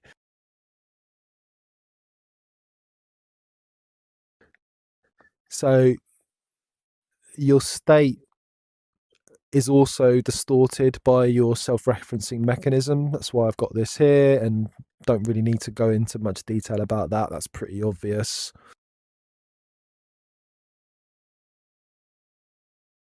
So extrapolation, I'll do my best here. So extrapolation is sort of the idea or the concept you have of what's about to occur further down the line. It's this constant part of your interpretation, and it's kind of your concept of what's going to occur, and it's drawn from like the patterns you've already seen, what's already occurred, and it kind of allows you to take actions towards this sort of future process. You know, you look at something, you think, all right, okay, what's going on here? And then you make an action based on where you think things are going to go. But what Peter says is that the danger is not making this distinction between what's occurring now and your extrapolation of where it's actually going. So they could be at odds. You could have this interpretation or this idea of where it's going, but it's completely not connected to the moment. It could be again full of these ideas of where maybe it's gone in the past, where you're guessing it might go, you know, based on any kind of fears you may have. And so if you're reading or listening and you draw a conclusion of where the communication's going, and it's one that kind of fits your beliefs or whatever, you're going to miss what's being said because you're in extrapolation land. You know, you've got this mental image in your head of what's going to be said next, and you're already relating to that, and you're missing all of this stuff that's actually occurring, which could help you to make more accurate extrapolations. And I think the idea is it's not to make extrapolations, but to make correct extrapolations based on what's actually occurring, is to being as clear and open as possible and non-biased. And also he makes the point of updating your extrapolations. So instead of reacting quickly, is being able to kind of change your actions based on what's occurring. Or so he says in any interaction there is always the next moment, and things can change. People change their minds or their strategies, or changes in circumstance can kind of throw a monkey wrench in the works. So if you like fixate on a certain extrapolation, holding it as this occurring fact, you know, this thing that's going to happen, rather than it's just this concept you have, if you don't realize it's just a concept, as soon as there's any changes that occur in the current activity, it's almost too late to relate to them, you know, because you've got in your mind that this is what's going to happen, and so you stop being able to relate to what's happening. And earlier we talked about this idea of being on a date, and the woman that you're with, you see her react in a certain way, you see her kind of like, maybe she raises her eyebrows when you say a certain thing. That might then give you an idea that she's about to walk out on you or cancel the date. So then you react a certain way. Again, you're making a reactive response based on an extrapolation you have. But if you'd have just carried on looking at what's actually occurring and not being lost in your extrapolation or fixed to it, you may have taken on board some new information that could have helped you to respond more than react, and kind of remain a little bit more open to other interpretations of why she may have done that. So it says here, you can train yourself to be open to changes and able to reassess unfolding events in an instant. Okay. So he gives martial arts examples a lot. So as you're kind of fighting, you're constantly relating. You got to stay with the unfolding events. You can't get too lost in these extrapolations. You have to remain open. It says your actions will be directed towards the future, but the future does not exist. Therefore, the strategy and plan and the extrapolated assessment is just ideas, thoughts, and images. It doesn't exist yet. You're creating it. You're not relating to what's occurring. You're extrapolating and you're acting based on an extrapolation or an idea of what you think is going to occur. It's always conceptual. Stay in the present moment, stay related to what's occurring, and your extrapolations, if you make them, when you make them, will be a lot more accurate. Okay, it's just don't get too far ahead. And I did my best job with that one, but again, it's not easy to get your head around, because a lot of this stuff is outside of our experience. We're so used to adding all this stuff, right? That's our reality. This isn't so much our reality. This is something that almost needs to be actively created, you know. But what it's related to the truth of what we actually do and what's occurring, and also what's more effective. Okay. That is really the process we're trying to understand here: how to become more effective, how to relate to what's happening more effectively in relation to our objectives, in relation to our purpose. Okay. And all of this whole process is something that always happens, but it's either happening effectively or it's happening ineffectively. Okay. And he's got an exercise that you can do as well for perception versus concept. So, really, it's how much are you really perceiving what's occurring? How much are you lost in concept land?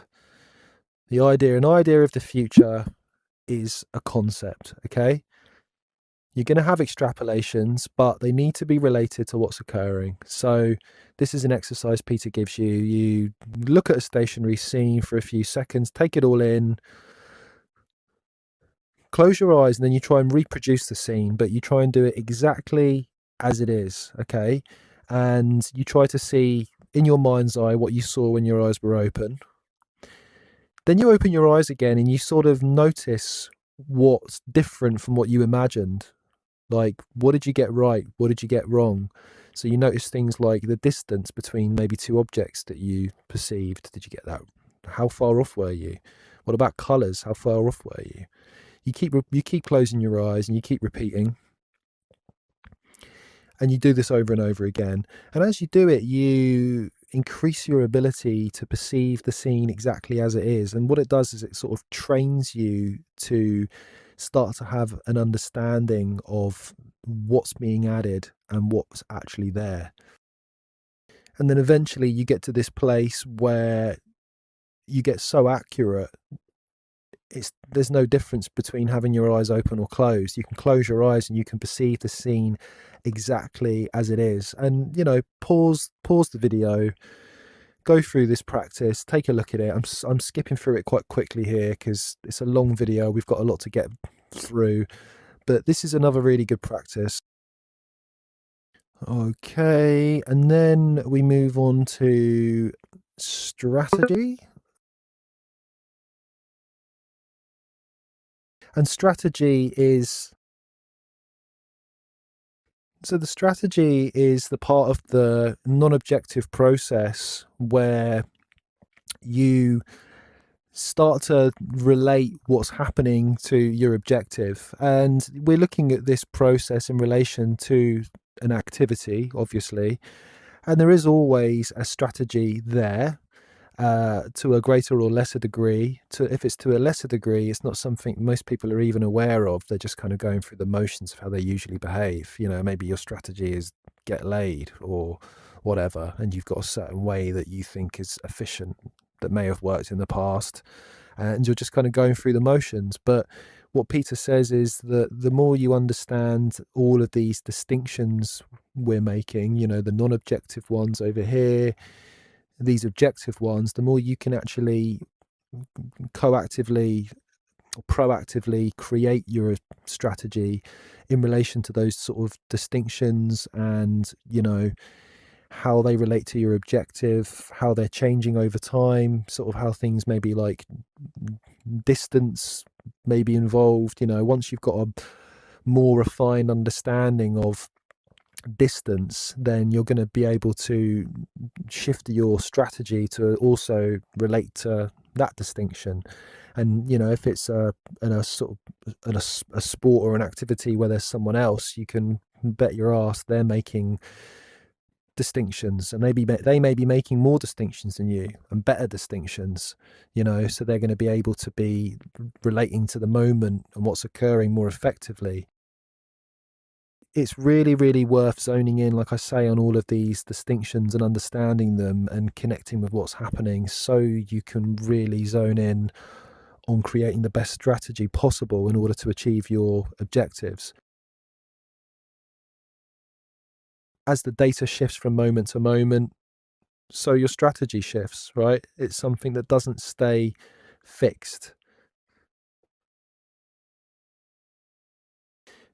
And then once you discern your kind of strategy, you know, whatever that is, whether it's something in the foreground or in the background, then obviously that's gonna relate to an impulse, isn't it? You know, your strategy is the thing that's moving you towards your objective, and then based on that objective and what you want to achieve, that's then going to lead to an impulse, whether it's, don't know, say something, move your body.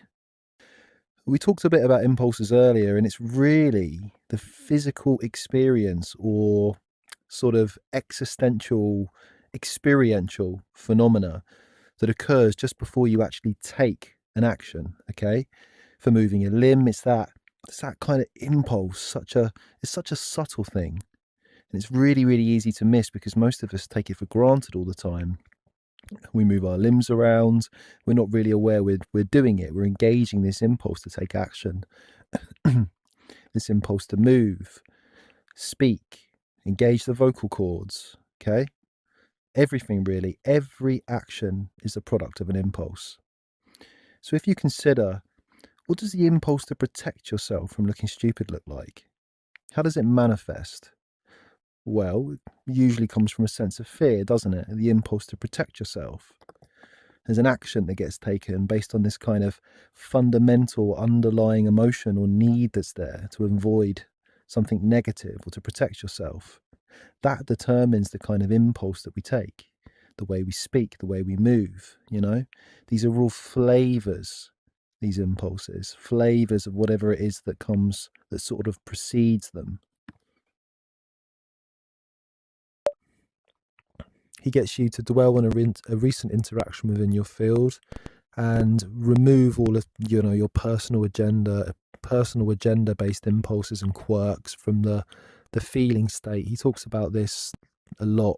He talks about it in his other book, Zen Body Being, as well, like a feeling state. And like a feeling state is just a physical, like an actual experience, you know, experience of how something kind of feels. Like, how are you feeling when you move your body in that situation? You know, what does it feel like to move your body that way? What's the feeling state that you need to create to be able to move in a certain way? But anyway, it gets you to try and remove all of these sort of impulses that are related to your personal agenda. And then he gets you to think of, like, what kind of motivating impulses and actions will serve you to be more effective, because impulses and actions are related. You can't take an action unless you have an impulse. That's the whole point. An action comes from an impulse, which we looked at up here, obviously.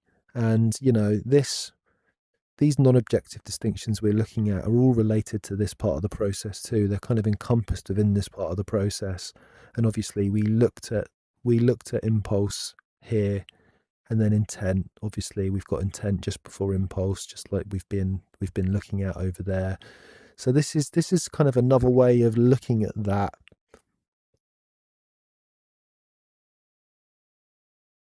So act it out in your mind. If you're thinking about how to be more effective on a date, if you're thinking, if you're practicing this outside of the actual experience of being on a date, maybe you can come up with some ideas of impulses that may lead to actions that could serve you. So, if you've heard or you've got an idea that effective listening or empathy is a good idea, then what impulse would need to occur in you, and how would that feel in order for you to express empathy? What would that look like? You would change your body a certain way. Maybe you would kind of like sit forward a little bit and nod your head. So, create the impulse to nod your head and create a noise of your throat like hmm. Those are impulses. They move your body. Okay. Um, and you can practice them because they exist in every single action you take. Every action you take comes from an impulse. And you can create appropriate impulses to produce a masterful result.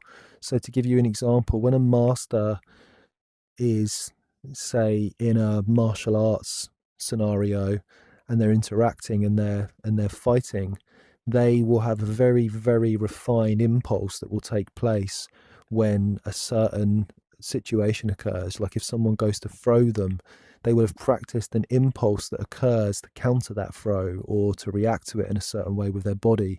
They'll move their body in a certain way. Maybe they'll create more distance, or they'll use more force, and that will all, those different actions will all have different impulses. The impulse to create more force feels different from the impulse to maybe kind of relax and go with the flow or relax your body. See? And he just says again, imagine inventing new impulses and states you've never experienced. Along the process of mastery, you'll discover new impulses that you've never experienced that actually lead you closer towards your goal of mastery, and creating and understanding and discovering the needed and correct impulses are the things that lead you closer to mastery. If you don't understand the feeling or the physical experience and sensation of having the impulse you need to have to react effectively in that situation, then you're not going to be able to react effectively. When a master tennis player has the tennis ball coming towards him, he has a very refined impulse to swing, to move his body in a very, very specific way in order to create just the right momentum in order to hit that ball effectively. And just use that metaphor and apply it to any endeavor that you're going for, and try and create that impulse. When you think you found some that might work, then you just try them out in real situations. That's the cool thing about the mind. You can do a lot of practice just in your own mind. The imagination is so powerful that you can even imagine an impulse before you actually go and practice it, and then you can actually practice it. Like I can sit here and I can imagine what it would feel like to move my arm without actually moving my arm. Okay, so I hope you're still with me. We've covered a lot of stuff here, and obviously, it can make your head spin a little bit. There's a lot to take in, and it's quite helpful if we've got a way of creating an element within this map that gets us to be able to zoom out a little bit and sort of see things in a bit more of a holistic um, light. So we don't get kind of so stuck in the thicket with all of these different connections and ideas and things like that we've made. So I've tried to create something here that we can just kind of look at that gives us a bit of a bird's eye view of the whole kind of process of mastery and how it unfolds. So what we're going to talk about here is how we relate to process, okay? And everything is process.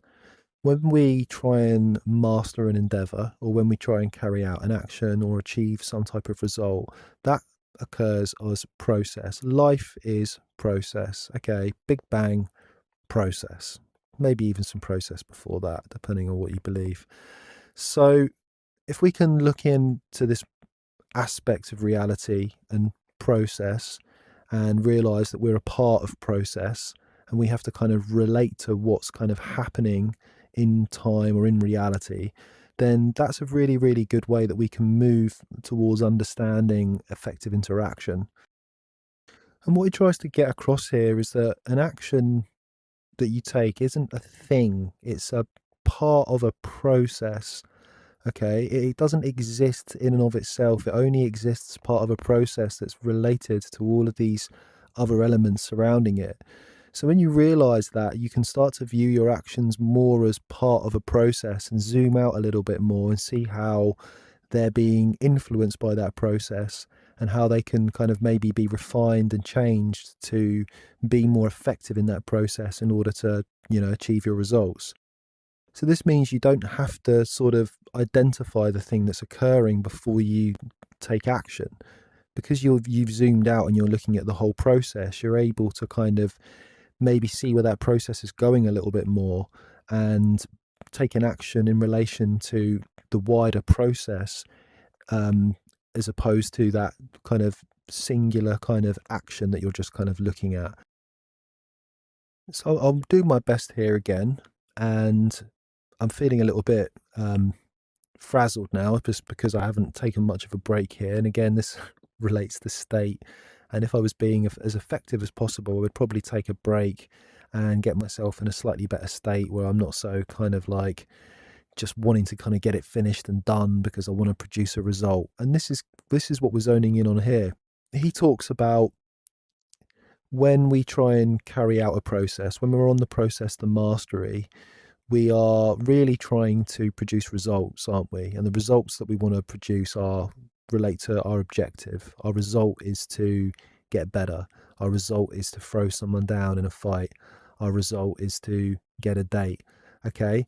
Now, if everything goes as planned, everything just flows beautifully. But as we know, reality doesn't usually work that way, and especially when we're trying to master a complicated endeavor. So we all will always come up against a problem, and all a problem is, it's when you try and achieve a result and you carry out a process to achieve that result, but it doesn't produce the result that you needed. Okay. And that's all a problem really, really is. A problem is something that you've defined as being a problem because an interaction isn't getting you the results that you want. Okay. That person's not falling over, that woman is succumbing to your charm, whatever it is. Okay. So we need a way of looking at this and thinking about how we relate to these so-called problems. And then what do? We come up with a solution. And really, that's all a solution is. A solution only exists because we decide there's a problem. Solutions aren't something that exists objectively in reality. They're very relative, and there's something that get created by us, by humans, because there's some unintended result that we want to try and solve, right? We want to get a date. Problem is, we keep failing. We can't get dates, right? That's our problem. What's our solution? We come up with a solution. The solution is a process. Carrying out the solution counts as process. This is all process.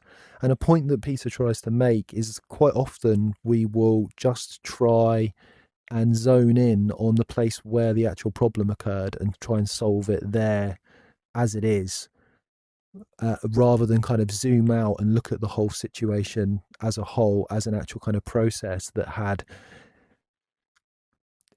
events happening before and events are going to happen after it. If we can see really all a problem is just another part of the process. All a result is, the result that we're trying to achieve is just a part of the process. A result is process. There are actions, there are things that happen before it, there are things that are going to be happened after it. And if we see it in this isolated kind of way, then we're not relating it to the bigger picture of all of these different layers and segments that are all a part of the greater process. And So we have a solution, okay, to our problem, and it's important that we know when to act and when to wait. So timing, he makes this distinction of timing being important. And I remember this movie where Rutger Hauer played this guy. He was a blind man and he had a cane, but it turned into a sword. And I liked this. I thought this embodied this idea of timing. He had to be very, very spot on with timing because obviously he couldn't rely on sight. so, um, so it says when you take an action determines how effective your action will be. Timing is huge, right? When you swing the bat, when you say that killer line you've come up with, sometimes you need to wait, sometimes you need to act, right? If you act reactively, based on what we were talking about before, reaction versus response, you're quite often going to react too soon and you're going to screw things up. So timing is important. So you carry out a process. There's a solution, right? The solution to not getting dates is, let's try and be more attentive to what the other person is saying. So then you start to take actions that you feel are going to move you towards that process. Like maybe you start to change your body language. Okay. Now, does this get you your intended result? If you get a date, great. That's got you your intended result. Do you end there? Or do you realize that a date is just a date? Okay. Do you realize that maybe things are going to go wrong further down the line and maybe you're going to need a second, maybe you're going to need to go on other dates? So let's just say that you did get a date. You've got your intended result. You've reached your objective. Okay. You've got a date. Process continues. Doesn't stop there, does it? You carry on. You go on your date. Look at the bigger picture. Look at where this is kind of leading. Don't just sort of think, now I've got my result. But let's just say you didn't get your result. Let's just say that you changed your body language when you say, like, you approached a woman out. You tried changing your body language. You still didn't get the result you want. She still looked at you and thought, who is this dude just talking to me?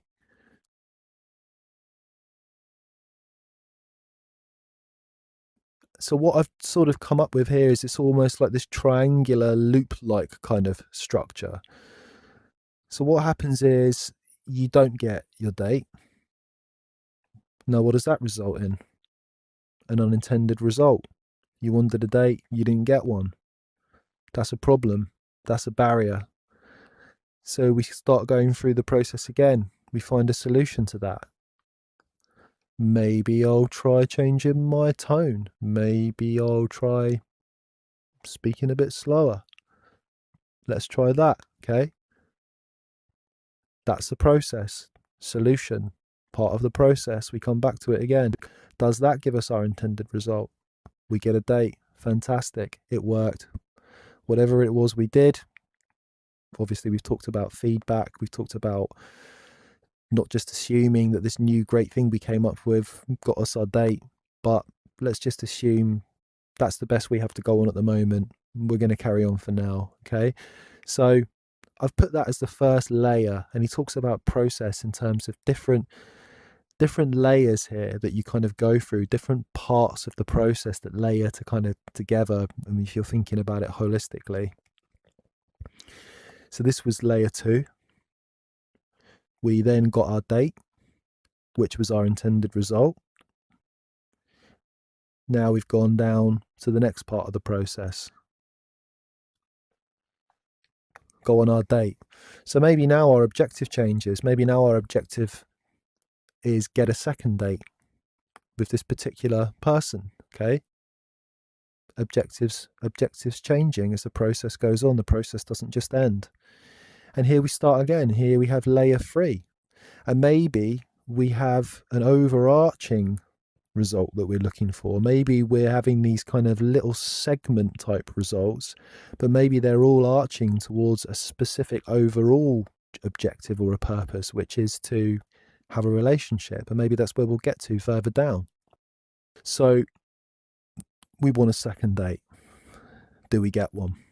If we get one, happy stuff. We get a second date. Now we're on our second date. If we don't get one, what went wrong? You know, we put on our favorite we put on our best aftershave. You know, we had our decent shoes on that we just bought. Didn't happen. She wasn't biting. So, unintended result. We need a solution. What do we do? What happened on that date? What can we try? Let's look into it. Let's think back about what actually occurred, irrespective of all of our interpretations. Let's try and get a handle on it, and let's try something else. It's trial and error. That is the whole thing. We've got a strategy here of we've got trial and error. We're trying out different things. We may change our whole strategy at this point. Our new strategy might be to not even bother trying to approach women in public. Maybe we're going to join some type of group or interest society and try that way. Okay. We need a solution. We're back to layer 3, needing to get a date. Let's just say we managed to get another date, blah blah blah. And I think you can see where this is going. This carries on and on. And again, don't just hone in on trying to get a quick result. See result as just part of this whole thing. As you can see, there's a structure here. The more you can zoom out, the more you can take actions that are going to send things in the right direction. So down here, if you didn't get a result on your second date, if you look back up, maybe you'll see where the process went wrong. Maybe there was something that you did earlier on as part of the process that caused you not to get that second date. Maybe you shouldn't have approached her in public. Maybe that whole idea of cold calling and just approaching women while they're in the frozen aisle doesn't work. Maybe that gave her some type of perception of you as this kind of pickup guy. Look at the earlier part of the process, maybe tweak something there, like I say, and carry on. And think of this, think of these stages, think of the process of having stages as the beginning of the process. Let's go, say, with the idea that we're trying to get a relationship. Beginning of the process, get a date. Carries on. There's a direction the process is unfolding in. We've talked about direction already. Direction indicates where and in what manner a process is going to unfold. The more you can understand the directions that things are going in, the more you can make effective extrapolations and take the appropriate actions, right? Your objective creates a strategy for action that will determine particular responses. Okay, your strategy here is try out different things in order to get a date. If you know what direction something is going in, you can hone your strategy, can't you?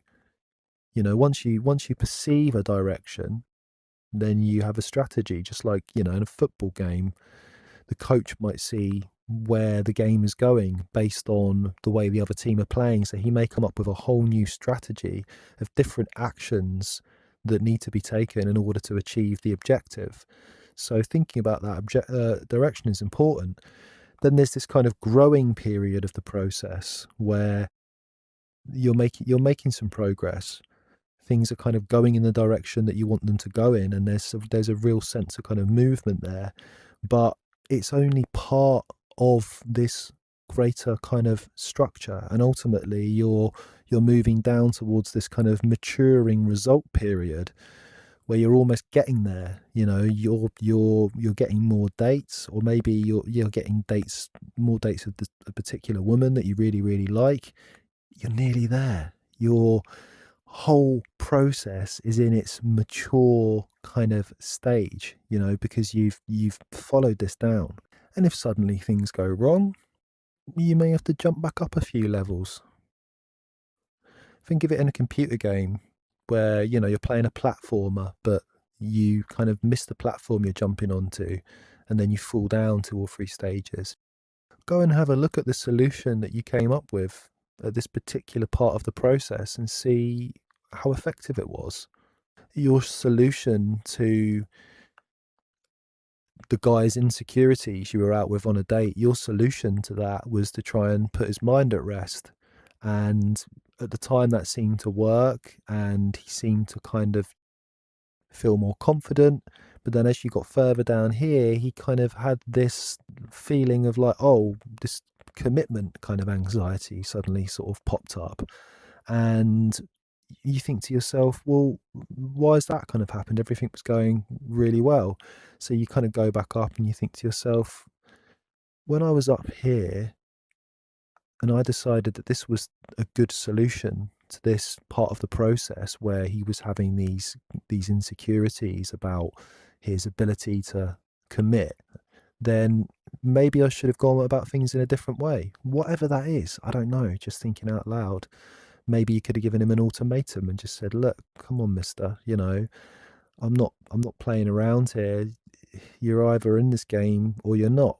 And then maybe then that will follow through a process that will get you your intended result, because maybe he'll realize he doesn't want to miss out on a good thing.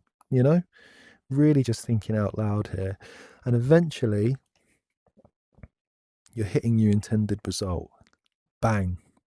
So you could say that this orange line here that connects unintended result in your mastery process, the solution is your objective. Okay, because we've talked about objectives already. The process is related to all of this, and the orange line, this orange kind of structure that we have up here from earlier, you could say that that relates to this as well. This is just a different way of looking at what we've already kind of looked at. It's a more kind of a zoomed out view, if you will. And then your unintended result comes from your feedback that you've got after you've taken the action, and your assessment as to whether that's got you towards where you need to go. Okay. If it has, you keep following through. If it hasn't, you tweak, you change, you correct. Remember, we talked about correction earlier, which is coming up with your solution. That takes you back through a process that either gets you your intended result or it doesn't. And then you carry on through the layers and the maturing of the process as it moves you closer towards your goal. But just to give you a bit more on this whole tendency we have to just focus in on the place where the actual problem occurs, he says, and this is just a picture I created with AI of someone going to fire an arrow and just screwing it up, basically, because they didn't look at into the kind of process of what they need to do to actually fire off a shot with an arrow effectively. So bang, snap. So if you neglect the rest of the process in favor of trying to accomplish the result prematurely, your effort will be forced, and disharmony will occur with the unfolding activity. The process is what makes the result possible. The result isn't something separate from the process. It emerges naturally when you engage fully. It's like a dance. You're fitting in, you're slotting into that part of the process effectively, like a piece of the puzzle, in order for things to just move and kind of flow effectively. And that's really what a master does. And that's why they look so graceful. When you see a ballerina or something like that, they're so graceful, and they make everything look so kind of effortless, because they've become a part of the process. They've become connected to all of the distinctions that are related to that process, and they've surrendered to them, and they move with them, and they're aware of them. He talks about this metaphor of the reflection of the moon in the water, and he says, it occurs like the moonbeam in the water reflects the moon accurately and without middleman, process, or delay. The instant the moon changes, so does the reflection. If the water is disturbed, however, through reactions, personal concerns, and so on, it would not clearly reflect what's there. So your actions have to clearly reflect what's there and be related to your objective. When you see a styrofoam cup flying towards you, you will feel the cup as it passes through the air and adjust your response accordingly. Like slow it down. Imagine slowing down some type of cool martial arts move and just watching that person completely. Think of a cat, or think of a cat leaping up on top of a wall, and the way it moves all of its muscles, and it everything that it does is completely related to that action so effectively. And animals are so effective at this because they don't have all of this extra kind of stuff that they're filtering. They're just so brilliant at relating so perfectly. They move in absolute kind of unison, and they leap so gracefully. So it says, yeah, your role appears more like directing the flow of activity to align to a principle rather than deciding what action to take. There is no decision. You have a feeling sense. You've cut the whole decision aspect out.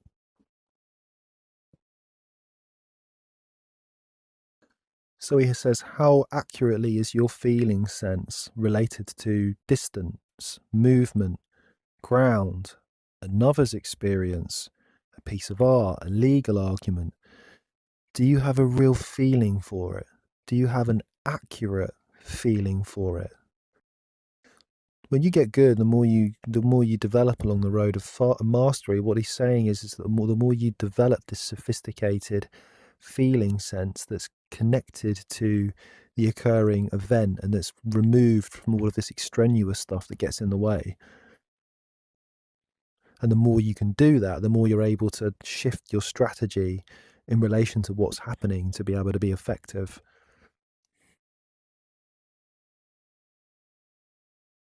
And just talking about another's intentions reminds me that I did actually miss a part of this non objective process here. So, as we went down here, we got to strategy, we got to the impulse to actually take action. But here is interpretation of the other's non objective components. So, this is always taking place. All right. This is always happening throughout an interaction. These non-objective distinctions are always being made, not only by you, right, but by the other person. Think of that, man. That's pretty eye-opening. If you can understand the process that the other person is going through, think about how much more effective you can be in your interaction, rather than just relating all this stuff to yourself. If your endeavor is in relation to another, then understanding how they're going through this process and how they're relating to all of these different things, imagine how effective you could be. Imagine if you could get more of an understanding of their strategy, the extrapolations they're making. I don't know where this middle one's gone. It seemed to have gone walkie, so I don't know. That was state, wasn't it? I don't know. State's gone. Their state. What state are they in? What interpretations are they making? So he says we often end up relating to a superficial and past or biased interpretation of what others are really up to. Your accuracy in reading another's intent and strategy and in being aware of his or her impulses and actions will determine the outcome of the interaction. Okay? So get trained on all the above in relation to yourself, then shift to the other. If no other is present, then on the object or circumstance. And just consider their experience is likely to be founded on a radically different framework of mind and value system than yours. It may be foreign to your experience. In a competition, his objectives and purposes will likely be different. He will have a different method for judging the process. What is good, bad, or significant to him may not be the same as what is so for you. Everyone is playing a different game. So consider you're trying to get your dream job and you're sitting in the interview. You're not just thinking about your actions and trying to get the job you want, you're thinking about, usually most people understand that they need to try and tailor what they're saying to appeal to the other person. But how deep do you want to go on that? How how much of an understanding could you have about this other person, really? What kind of actions could you take in order to understand where they're at in terms of their strategy? What's their job hiring strategy? Is there any way that you could find that out? Perhaps nowadays there's a lot of information you can find, and that's just a one off situation. I mean, a lot of this relates very effectively to endeavors where you're having repeated interactions with people, but even in kind of one off interactions, the more information that you can gather. I mean, how would this person interpret things based on who they are and the life experiences they've had? What can you find out about that? Maybe you can do some digging and sort of try and look into who they are and understand the way they might interpret things in a very, very different way to you. Also, this applies brilliantly to dating and relationships as well. Now, yeah, you can just dig into all that. And it's pretty awesome. Again, I find a lot of this empowering because I've never thought about it. I've never thought, whoa, yeah. What's that person's experience? We're so wrapped up in ourselves, aren't we? Our own biases. Even if we're wanting to understand, wrapped up in ourselves, aren't we? Our own biases. Even if we're wanting to understand people on a more surface level, there's so much more we can tap into. Just ask questions, for starters. Ask questions to try and understand their objective process. If you're trying to have a relationship with someone, think about it. How do they see the world? What experiences have they had? How are they guessing the future? What are they looking at you and thinking based on all these biases, based on this whole objective process here? Could they be thinking things like, you're going to break their heart? I don't know. Perhaps. Perhaps you can come up with some impulses to try and test that theory out. Try and see if there's something there that may be true for them. Okay, so we've really, really dug into this idea of becoming connected to what's objectively occurring. And obviously, this is something that we keep coming back to time and time again, is trying to put to one side everything that's unrelated to our objective and to what's objectively occurring. And for most of us, that's a lot of extra stuff that we could just do away with, that we don't need. That is a really, really long process to go through to get good at that. And it won't happen overnight, and it does require some work. Once you've put some considerable effort into doing that, then there are some principles that Peter outlines in his book that you can kind of move on to, that will then further help you to kind of refine your skill level. He does recommend to, not skip ahead to these, and to maybe, spend a lot of time thinking about these distinctions in relation to your craft, and practicing kind of just being connected to what's occurring and honing your perceptive experience in relation to what's objectively occurring, making sure you're having that experience, everything related to the distinctions that are necessary in your field to achieve your objective. But say you should get to the stage where you want to move on a little bit, we've got this part here, building skill. Now, the danger here with me explaining this to you is that I am not really anywhere near this level. And indeed, pretty much all of this for me is in a large part conceptual. I've put some time in, I've done a little bit of work on it, and I've got quite a good understanding of what Peter's talking about. And I've had some actual real experiences in terms of this work to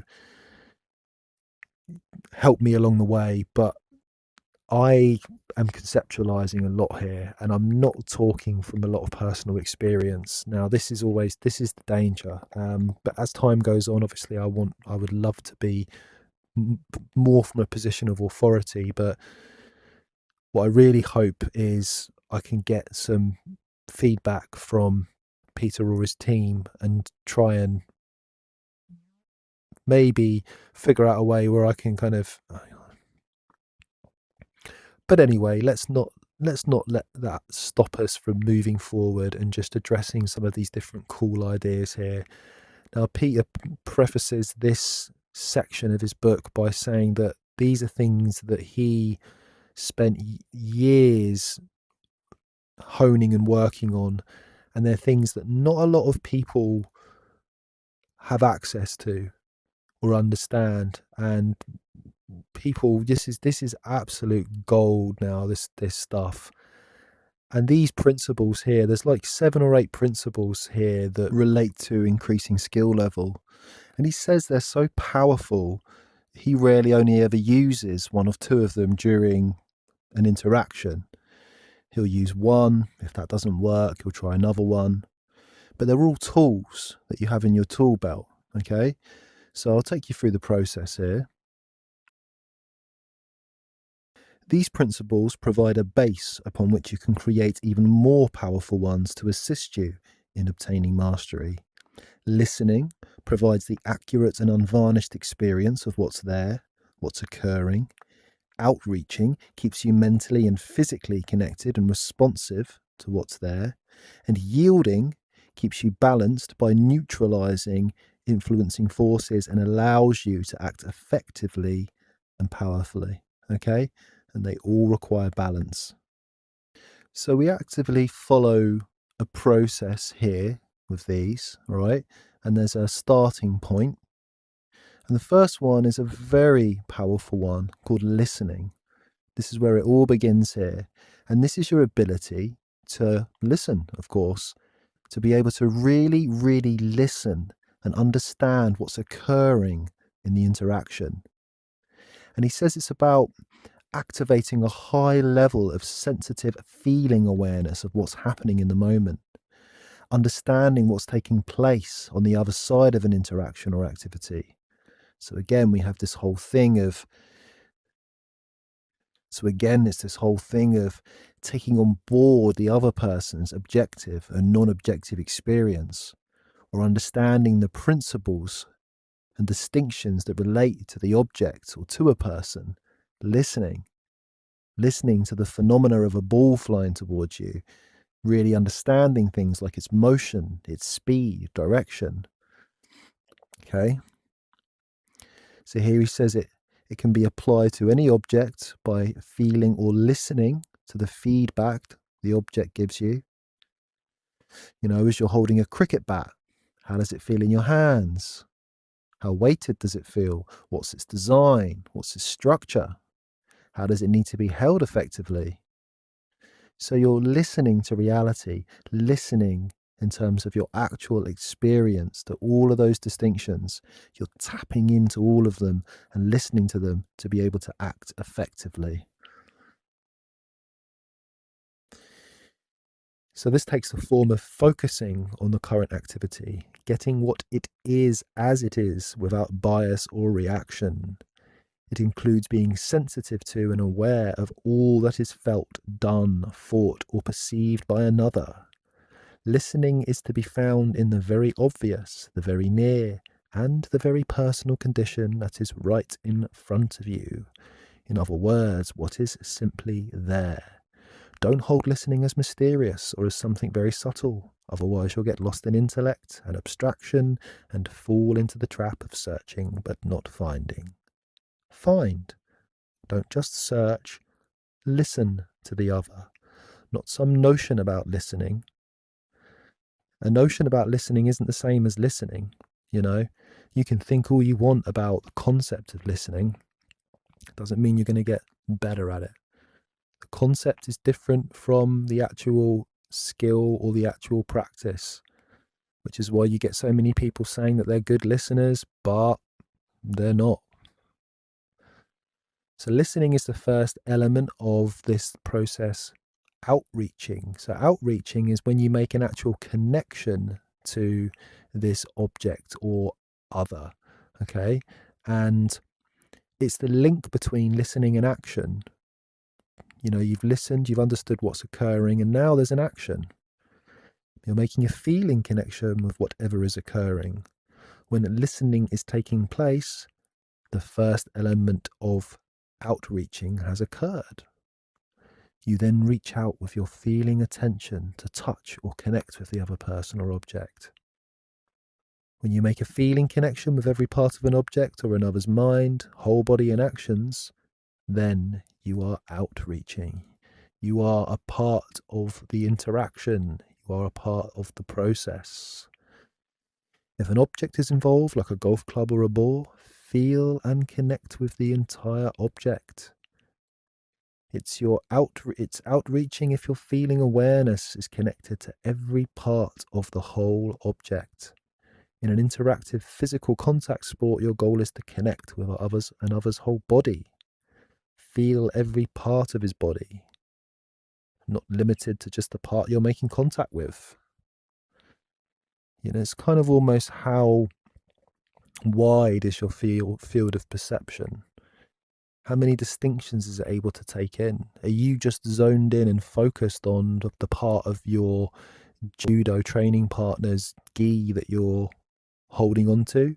Or are you also connected to where his feet are? So if you're connected to where his feet are, you may have a better connection to his sense of balance. Okay, the more you're connected to when you're outreaching, the more parts of that experience you're connected to, the more effective you're going to be at taking action. So once you've outreached, then that leads to following. Following is following what's happening, sticking to it like glue, not necessarily zoning in on the result like we talked about earlier and taking an action straight away, but becoming a part of it, flowing with it. Okay? If outreaching provides the connection with the occurring activity, staying with it and responding to each aspect of the process is necessary in order to keep that connection. Stay connected. Follow. It is matching the activity that is taking place with your own actions. Your actions are dictated solely by the activity that is occurring. If something goes up, you go up. If action goes left, you follow left. You stick to every action like glue. You don't necessarily have to mirror what's being done. In other words, doing the exact same thing in the same way, but you must respond to everything done by moving with it, rather than acting against it. Being stagnant or lagging behind, it sort of means keeping up and following what is occurring. The more connected you are to what's currently occurring, the more effective you are, okay? The more you lag behind, say you lag behind in what's occurring and your partner's still in the moment, making all of those necessary distinctions, he's acting a lot faster than you are. So you stick to the activity like it's glue, okay? He talks about this example where there was this famous game of Go where this competitor basically, he beat someone that was far his superior by basically just copied all of his moves. He saw every move his partner was playing, copied every single one, and managed to actually beat him. So don't follow later. Don't follow responding after the fact, but at the same time, move with them. Okay? I can't, there must be so many times where I'm talking to a woman that I'm interested in on my phone or whatever, and I'm texting, but I'm not really connected to what's happening. I'm thinking ahead, or I'm lagging kind of behind because I've got stuck in some sort of emotional trigger or whatever, and I'm not noticing. I'm not following her. I'm not following her actions or her behavior. I'm not noticing little subtle things about her intonation or the way she's phrasing things. You know, I'm not, it's like the more you're following an occurrence, an event, you're so much more effective. So following, he says, often requires this concept of yielding. And also, just to say, in this example here of relating to a man or a woman that you're interested in, how much are you actually following what they're doing, and how much are you following your interpretations and your fears or your biases? You know, it's recently I tried this as a practice. I think I was texting someone and I thought, do you know what? Usually I would take maybe say this question as meaning this. Say like I get this thing where a woman says to me, "What do you do?" And I have all of these trigger points in relation to that because I start worrying, oh, I don't earn enough money, and why are they asking that so soon? And rather than see it as just a way to find out something about someone, I start getting the hump about it and thinking that, you know, they're digging into my financial situation to see if I'm kind of viable. And maybe they are sometimes, I don't know. But I noticed that when I stopped doing that, and when I thought, I'm just going to just answer normally, take a deep breath, and just follow their lead. See where they want to take the conversation, rather than trying to kind of run off and move things exactly where I want it to go. Just respond to them. You know, you hear about it a lot, don't you? Like mimicking body language in interactions as being kind of a good thing. And that works for a good reason, you know. Oh, actually, no, that's a bit different because that just makes someone feel comfortable, doesn't it? That might be different, but you get what I'm saying with that. Yielding, I love this one. This one's brilliant, and it really does speak for itself. Peter says there's certain situations where you've got to just yield. Don't try and force things. Don't try and move things too fast the way you want them to go, and just yield that action. Yield in terms of you don't need to keep doing that. If it's not working, you can try something else. So an integral aspect of yielding is the ability to let go. This skill can be applied broadly to many domains and activities, from relaxing to letting go of a belief or a plan. It is simply neutralizing any encountered forces or actions that are inappropriate or would put you at a disadvantage or harm you or your efforts in some way. And we can be so stubborn. I mean, a great example is an argument, right?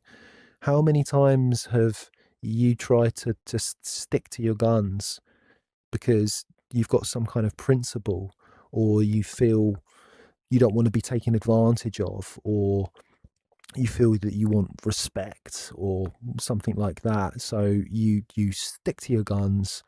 What happens? Does that go well?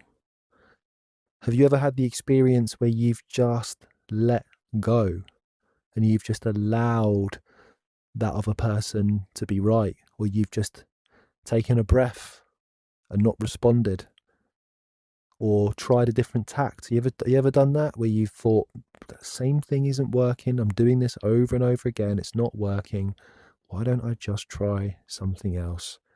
Why don't I try listening a bit more? Or why don't I try changing my body language or my speech? It also applies to any activities you're undertaking that are inappropriate or ineffective. When you're aligned with the principles that make up being effective, your natural state will be balanced, whole, and centered, as well as connected, sensitive, and aware. This condition could be called a balanced state. However, when an action is taken, whether generated by you or encountered by you, physically, mentally, or socially, yielding to an oncoming force is most often an appropriate response. Man, that's huge. That really is. The principle is not to succumb or be dominated by the force, but to neutralize it. You know? There's no pressure there, is there? There's no like two rams trying to like butt heads. If someone's got nothing to push against, they can't keep pushing, can they? There's no tension there. There's no force there. You neutralize it. It's a way of actually neutralizing a force rather than giving in. You're not giving in and succumbing. You're neutralizing when you yield. You're neutralizing someone's ability to be able to dominate or force you a lot of the time. And he says that it requires calmness to be able to do it. Hard to yield when you're all emotional, right? And presence. Really love that one. I really, really do. Some of these will probably make more sense to some people rather than others, because we all have our own things and ways of reacting, don't we, and our own biases. I've said that word a lot. So what have we got next? This whole thing of following. So this yielding is part of following, right? You have to be following an interaction and connected to it. You listen to what's happening, you connect to what's happening, you follow what's happening, you yield if you need to and when appropriate. And then this leads over here to this thing we have called joining. So joining is the next part on from following, and joining is almost taking over the interaction now. You're kind of like leading it yourself. You're merging with it and you're contributing to the activity to take it over. And really it requires following first, because once you know what's happening, once you understand the flow of the interaction, then you're able to take appropriate actions to be able to shift it in a certain direction. And he uses this great metaphor of one river flowing into another river. So you merge with and you contribute to the activity to take it over. You become one with it, so to speak. So it's similar to, and it's founded by following, since all of your actions must be based on the actions and intent of the other event. Once you're connected, you can redirect the activity to serve your objective. You can take over because you are a part of it. You are doing it. It can occur only once outreaching has been accomplished. You don't resist anything. You simply redirect it. You know, and you can imagine in an argument or something, the other person wouldn't even be aware that that had happened, because it could be quite kind of gentle. You could follow, you could connect with that person, you could follow the conversation, and then once you understand the way the interaction's going, you just subtly move it into the direction of achieving your objective, which is, I don't know, maybe that could be harmony. Love this. See, I just want to skip ahead and do all this stuff. I love it all. Yielding is consistent with the principle of effortlessness. You ever seen how much effort there is when you never yield? All the time. Gotta keep going, gotta keep pushing, gotta keep trying. Let go. Let it happen. Let it be. Flow with life. You just flow with it. You ever seen a leaf just blowing in the wind? It's kind of beautiful, right? Imagine if that leaf started to try and fight the wind. Would it look as beautiful? I don't know. Probably a crap example, but you see what I mean.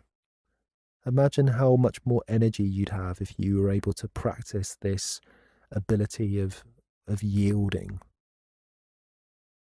Every time things become too pressureful and there's too much effort, do you need to be making that effort? Could you yield? Could you try something different? The more masterful you become, the more effortless everything becomes. You don't look at a ballerina and think that she's expending much effort, do you? I mean, she's expending as much effort as she needs to be graceful and to carry out those moves. But you don't look and think, oh, bloody hell, that looks like a ball ache. You know, it's beautiful, beautiful to watch. Complimenting. shape your actions. I mean, this one's a little bit more complicated. And he talks about basically shaping your actions around the rising actions. Like a form of following, the basic principle is to act in a complementary fashion towards whatever action arises. Just the shape of one spoon fits exactly into the shape of another spoon. You shape your actions, so you're not at odds with them. Say if you were grappling and you were on the floor in a grappling situation, you could shape your body effectively around the other person's body to kind of fit, so you were able to be more effective and maybe, you know, tie them up or something like that. It's kind of almost being able to kind of relate to what's there to fit into it kind of effectively. And that's why I've used this silly example. It just reminded me of Jim Carrey in Ace Ventura, where he says, like a glove, you know, and Peter even mentions, you fit like a glove. In other words, dodging or yielding to his attack while going around the attack, complementing with your own attack at the very same time. When something takes shape either physically or conceptually, it has direction and form. This could be movement or an activity, assertion or line of thinking, or a process or a transaction. Match it, shape around it, mold to your partner's argument, mold to their point, complement their point. Whatever the form is, complement that form with your own form that fits it.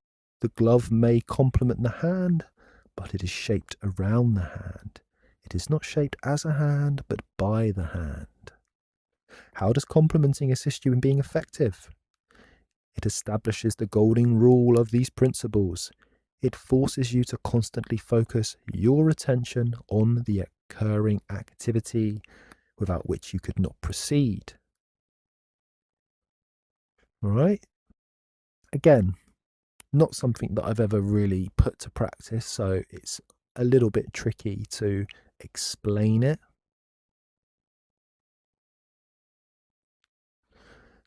This is an interesting one. Leading. So leading is kind of almost, you could kind of say like you're almost like setting up a trap and directing someone to take a certain action that you want them to take in order to achieve your directive. You're honing into their intentions and their behaviors, and you're using that understanding of their non-objective processes to be able to kind of lead them down a certain path. Like once you know what they desire and what their intent is, you can kind of set up a situation where they'll unbeknowingly move towards you, or take an action to achieve some type of result, and move themselves into a situation where you can kind of capitalize. And again, you can use this in any example. You can use it in a sporting example, pretty much anything. And this is why I love this model. You can pretty much apply it to most aspects of life, you know? I mean, I've written a fair amount of notes on each of these. Every action a person or another living creature takes is based on the desire for something to happen. In leading, you must stay in touch with the other's mind, sense what they perceive, their desire, and what they intend to do about it. We talked a lot about that in connecting to the other's non-objective experience, didn't we, earlier, when you can understand their extrapolations, the state they're in, and things like that. You know, the more you're able to connect with the other person and understand their process, the more you're able to carry out this process of leading. And Peter talks about there's some different elements of leading, and I've created this cool little flow chart here with these funny images that I got AI to create for me. So first of all, there has to be a desire. So here the desire is an apple. This horse would just love an apple, because all horses do, right? So in order for you to carry out this process of leading, this horse would have to have some type of perception that that apple was a possibility. Look at that. You've offered up the apple. The horse is there. I could get that apple. That's a possibility for me, right? The horse then takes an action to obtain the apple. You lead the horse towards the apple, right? And eventually you get the horse into the stable. You get the date. You get the job. You know? I mean, let's talk about the example of maybe getting a job. So what's their desire? What's their intent? Yeah, sure, they want to hire someone, but what do they really want? They want an easy life, right?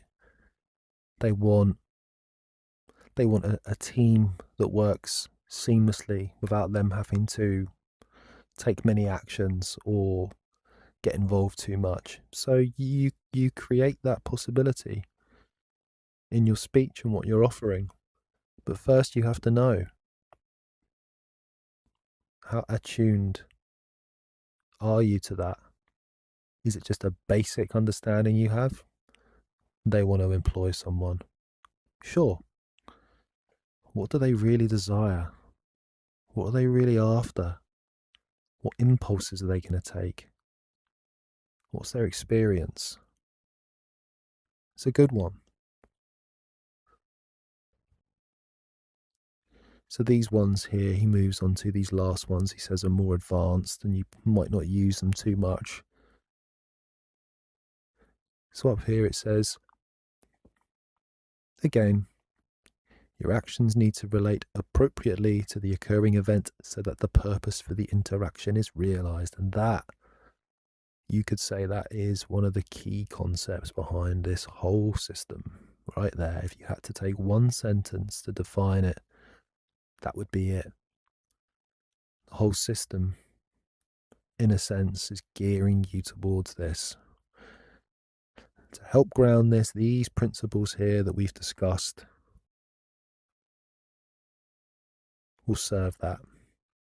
They'll serve you to direct your actions in ways consistent with that general principle. We've got this next one now, cutting. This is very cool. Reducing the potential for disruptive action to take shape without falling behind.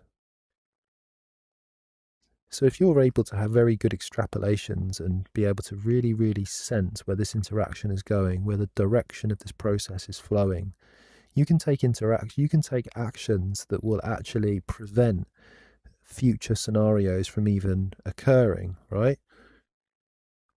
You reduce or you eliminate the potential for something to occur. So the potential we usually want to reduce is, for whatever would put us in a bad place or in some type of danger. Remember, we talked about problems. How can you interact with the process so that problem doesn't even occur? How can you zoom out of the process and look further back and up the chain and think to yourself, how can I stop this person from even refusing me a second date? What actions can I take now to make me seem so desirable that denying me a second date would be the most insane decision that person had ever made? I can present myself in a certain way where I would be so useful to this person that they would feel to not give me that second date would be insanity. Or in a martial example, what actions can you take now to prevent that person from being able to throw you to the ground?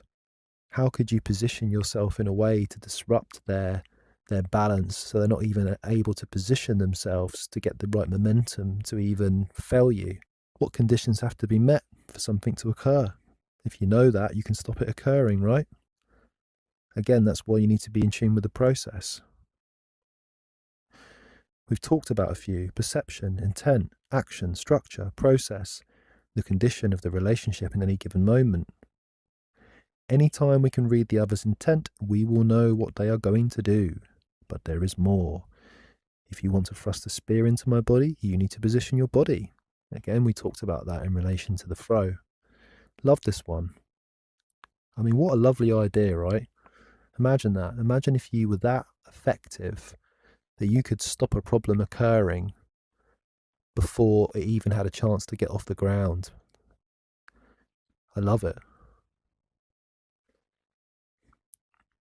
Has to be consistent with the process of not falling behind. The more behind you fall in the interaction, the less you're going to be able to achieve that. How can you stop your steak from overcooking? Set a timer. I mean, it says reduce the potential.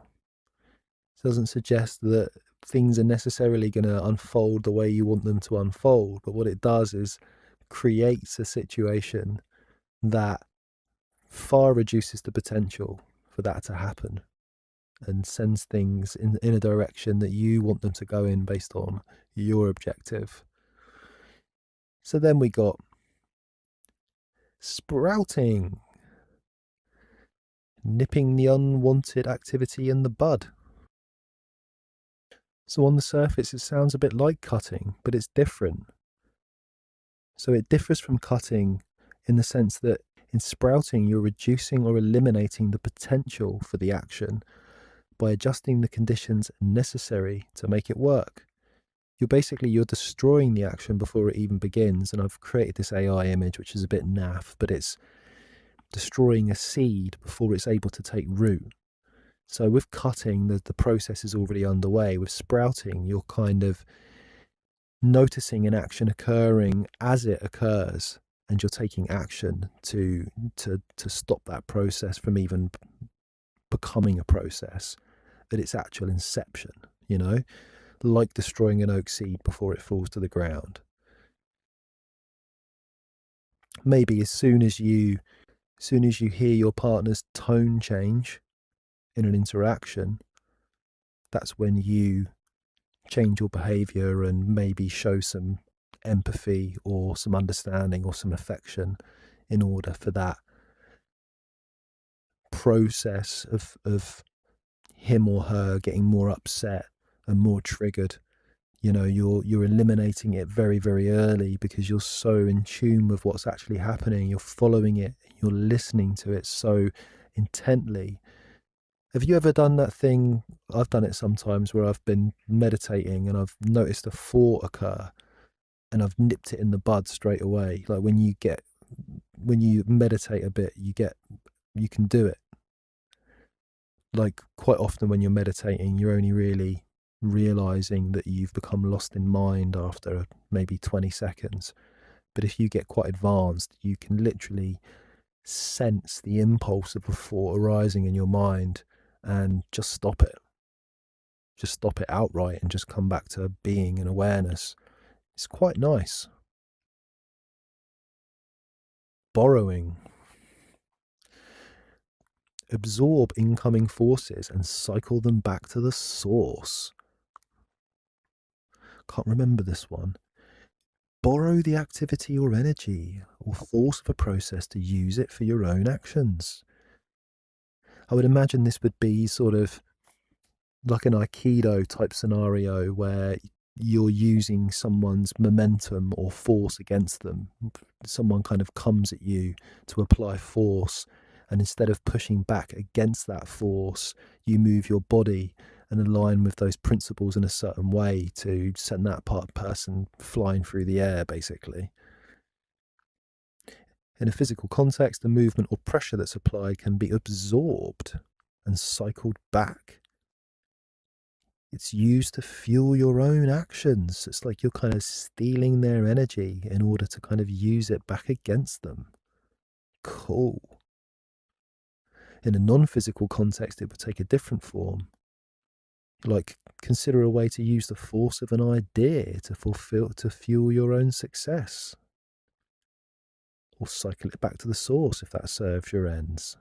So if a force is applied to your body, you could use this force to move your own body in some way advantageous to you. Instead of, having to expend the energy to move your body, maybe you could allow that force to move you. So you're taking what's naturally there and you're kind of borrowing it in order to be more efficient and more effortless. Better to borrow or take from what's already present and there, right?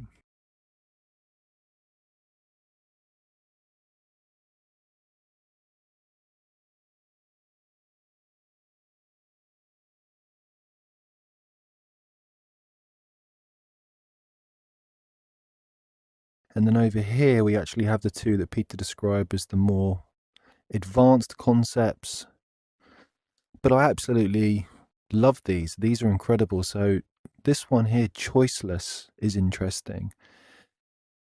So it says, in every activity or process, there are certain possibilities that are unavailable in each moment. Choices must be made, and when they are, there is no choice about what must happen. And it gives an example of an elbow can only bend in one direction. So if you're, say you do something like Brazilian Jiu-Jitsu, you can lock that person in a certain way where they can't actually move their arm because their own, that elbow joint only moves in one direction. So you limit their movement in order to take charge of that interaction. Another example I can think of would be a chess game where a master chess player moves his pieces in a certain way, so his opponent has to move a piece, and he hasn't got a choice. He's got him in a check position on his king, so he has to move a piece in order to protect himself, and then from that move he's checkmated. And there, so it's about discerning these situations where you put the other player in an interaction into a position where they really have no other choice. And then, if that changes from moment to moment, if all of a sudden they do have a choice, then you have to kind of obviously update your interaction and keep kind of moving with that. But that's the idea behind it. Another example he gives is when you pick a foot up and take a step, it must come down. If you have a thought, it is that thought. So, I mean, you could get to a place where you're able to shape someone's thinking to a certain point where the next thought they have is a choiceless thought. You put them in a position where, they can only have one thought based on the situation that they're in. And you can see how powerful that could be. I mean, obviously you can never completely control someone's thinking process, but it's designing the interaction in such a way where it becomes incredibly likely that they're going to think that certain thought. Everything you do, every activity that takes place has many elements that must occur because they are needed at specific times throughout an unfolding process. Whenever a choice can be made, once made, and as long as it is made, there is no choice but to do that. You can see how powerful that concept would be, because it is completely controlling the interaction. But obviously it comes down to recognizing what those situations are where your opponent wouldn't have a choice, or where you wouldn't have a choice. If you were protecting yourself from entering a predicament where you couldn't make a choice, what would that look like? How could you think ahead in the interaction in order to keep yourself as open as possible and keep your movements and thinking as open as possible so you don't get limited in your choices? It always works both ways here. And then it says, just in each moment, take actions that can't be thwarted. That's really what it's about. And then this one here, changing, is brilliant. I love this one. So it says, allow no effective strategy to be formed against you. Right? Now, this really, the fundamental element here is you're changing your strategy constantly in order to keep the enemy or your opponent on their toes, so they actually can't form a strategy against you. It's impossible to create a strategy in an interaction if you don't know what the other person's going to do, if they're unpredictable. That's really the core of being able to create a strategy, isn't it? It can't exist without knowing in what direction things are unfolding. And I used this photo from a movie I like. I don't know if many of you have seen it, but it's called The Green Room, and it's brilliant. They get locked in this room by these like gangsters or whatever, and there's only a couple of them left by the end, and they spend the whole movie trying to get out of this room. But then at the end, when they're in a survival situation, the lead character here comes up with this idea of just acting crazy. He says he had a friend that was in the military, And this guy said to him that he was in a survival situation, and he just went mad and was running around screaming and swinging his weapon around, and he just threw everyone off balance so much that no one knew what he was going to do, and it just freaked them out. I mean, I don't know if that's the best example, but it was the best example that I could think about, because the strategy really does work, because he's completely unpredictable and he's running in every direction and he's just going wild. Nobody knows what he's going to do, so no one can second guess him, and they end up, I won't spoil the movie for you, but it's a really great movie. What does it say here? Any interaction requires change, and to be effective, the change needs to be appropriate. Decisions are made in relation to what's perceived, what patterns are recognized, what extrapolations are imagined. This principle focuses on the fact that others analyze your actions. If they can't get a read on what you're up to or where you're going, they can't formulate an effective strategy to defeat or manage you. You changed so fast and so continuously as to make it impossible for another to recognize patterns. Here, the moment you can discern a plan for your own actions or a method to proceed, change it. You immediately change your plan to something else, something that is not what you are doing now or plan to do. If you could then recognize a new pattern, change it. This way, anyone relating to your actions will be baffled and unable to take effective action. How fantastic is that? You start on a plan of action, you look as if you're about to do something, and just when they adjust, bang, change it. You keep doing that. Incredible. I mean, I can even imagine how this would be useful in a romantic situation, perhaps in a relationship where you've become predictable. I think, if we get very used to doing the same things over and over, going to the same places, eating the same things, imagine if you were able to become unpredictable again. And this is a little bit different, because you're not purposefully leading someone down a path and then changing, leading them down another path and then changing. But again, it seems sort of relevant if you imagine having a sense of kind of mystery and not allowing the other person to be able to kind of guess you or find you predictable, could introduce a little bit more mystery and excitement into a situation. Again, I'm just thinking out loud. Yeah, have a think about that. Have a think about if there's any interpersonal relationships that you might be able to apply this rule to. Maybe not. But again, this is an incredibly powerful concept, guys. Okay, so I've shown you most of what my map has to offer. There's just a few things that I overlooked. So the objective, when relating to the objective, it can be hampered by our hidden personal objectives. So we may think that we're trying to fulfill a particular objective that we've kind of defined with our intention, but actually there's all these other kind of hidden things we're trying to achieve. Like, for example, in a job I had recently, I thought I was just there to kind of pay the bills and make money. But actually, I realized after kind of building some relationships with some of my work colleagues that I was quite focused on being kind of popular or being liked. And I fell into some really unhealthy kind of habits of people pleasing, or, behaving in a certain way that wasn't really even authentic to myself, just to kind of be accepted and liked at that place I was working in. So, that only became apparent to me after I had some kind of experiences that caused me to sort of reflect on it. So you really have to kind of think of, what it is you're trying to achieve, and really look into your experience as it's kind of occurring, and try and dig these things out. So these personal objectives are usually under the surface. Quite often they're very primal, survival based things. Like mine was, to be liked was a very primal social kind of survival need that I had. And Peter talks a lot about this in his work. He talks about these kind of survival impulses that we have, where certain things feel like they're going to threaten our actual survival, and they really, really influence us. And they're most of the time they're there.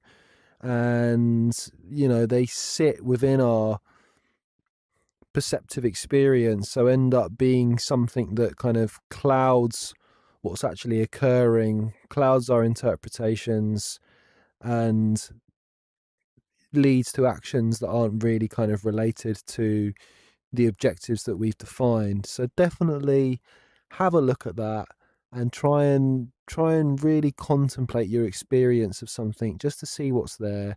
If you notice any kind of particular kind of emotions that seem to be kind of prevalent, look into those, try and understand why they're there. What else have we got? So we had some stuff here under this idea of correction. So there are certain elements here that make correction happen a bit more smoothly. This is when we're going through this process of taking action and then making an interpretation of the feedback that we've got from taking that action, and then that leads to us being able to correct our perceptive experience of what's occurring, so we can make better interpretations that are more closely aligned with our objectives. Correction is just really correcting our perceptive experience so it mirrors really, what's occurring and the distinctions that we've decided that, are necessary, that we need to pay attention to. So here we've got effective extrapolation. So, being able to, we've talked about, extrapolation before, and being able to do that effectively, not getting too caught up in a concept of where we think a situation's going to go, and really keeping our extrapolations related to what's occurring as closely as possible, following what's occurring, sticking on it, and making extrapolations based on that, rather than anything kind of additional or extraneous that isn't related to the situation. Not falling behind. So Peter says that it's really best for us to just try and be a fraction behind the occurring event. If you plan something and in the next instant circumstances change, you've got to be in a situation where you can redesign that plan on the spot as quickly as possible. If you're too far behind the event, you're going to be too far behind, what's occurring. Since you want to transform your experience to become a reflection of the occurring event, the closer in time your experience and strategy are to what's happening, the more closely your actions will match and relate to what is happening. If I move my body, you see it moving, you can then try and move your own body in a way that relates to that movement. Still, your action's obviously going to occur a little later than my movement. Since you've got to see it, you've got to recognize it, create the extrapolation in order to follow it. So this can go on at a really incredible speed. And the faster, obviously, you can do that, the better. But you'll always be trailing behind a little bit. There's always a space where you have to kind of perceive it, interpret it, and take action. That's just reality. But taking into account that the other person can obviously change their actions quickly, you've got to recognize the change as soon as possible so that you can then create a new extrapolation, a plan, an action. That's kind of correction in process. If your actions are always behind another's actions, you can never truly match their actions and take control. You can't really take action in front of their actions, because that would be kind of relating based on what you kind of guessed was what was going to happen rather than what's happening. It's kind of like shooting at a duck by shooting in front of its path. So that obviously depends on the duck still flying in that direction, and that may not happen. The actions could change. So, although a certain amount of moving in relation to the extrapolation is appropriate, bear in mind that changes are to be expected and don't depend on jumping ahead as a solution to the problem. Reading intent, we've talked about that. The more that you can be aligned with the other person's objective experience and their intent, the more you can, make corrections. You can't make an appropriate correction if you're reading that intent incorrectly. the closer you are aligned with that and the other person's objective experience, the better you're going to be at kind of correcting any actions that you take that don't move you closer to your objective. We've talked about transforming a reaction into a response, and I guess that leads to a better correction. Because if it's an action based on response and it's not based on something, I guess the idea is that these quick fire reactions are more based on biases you may have or judgments you may have, because those things get made pretty quickly most of the time, and they don't take into account the bigger picture of what's occurring. Whereas if you're able to pause, or I mean, you may not always be able to pause. It's not necessarily that you always have to wait, but okay, transforming reaction into a response. I'm going to skip over that just because I've had a little read of it and I'm still not fully sure that I'm understanding that one as much as I'd like to be able to do it justice. So we'll just kind of pop down to this one. This concept of not knowing is incredibly important, and Peter's got a whole book devoted to this called The Book of Not Knowing. And he says that the more you can move yourself into this open space of not knowing, which really is the best space to be in if you want to try and master something. You know, when you're coming at something from an angle of knowing, then quite often you're limited, because then you can't be open to any new experience of that thing. You know, it just creates this sense of open possibility towards discovering something new. And, you know, it's very, very tied in with this assumptions, and which is, you know, another element that we've got here, freedom from assumptions. You don't want to be reacting from assumptions, because the problem with an assumption is that you don't know it's an assumption a lot of the time. An assumption is something that you pretty much believe to be true about reality, or at least you haven't even examined it enough to know it's an assumption. So if you're in a state of not knowing, then you're pretty much in a space where assumptions aren't going to kind of rule you. And you know, he says that we can stand on assumptions as if they're truth, which is what I've said. You know, you need to be able to recognize when you assume something that's getting in the way of being effective. For example, in a fighting scenario, he says, I might assume that someone's resisting my moves to try and make me look stupid. You know, so therefore he gets angry, he kind of reacts, uses all these methods to break through this guy's resistance, acts way too kind of quickly based on an incorrect assumption. So he says, by dropping my ineffective perspective, I can see he's merely doing his job. He's not trying to make me look bad. He's trying to be successful. And these things are different. When I realize this, I suddenly cease to be in resistance to his actions, or react to the react. The possibility opens up that I can now allow him to do what he's doing. So he's not trying to shut the guy down now kind of prematurely because he's worried the guy's trying to make him look stupid and he's got angry. He's actually now more in a place of like just following the guy's actions, allowing him to do what he's doing, so sort of new information may occur.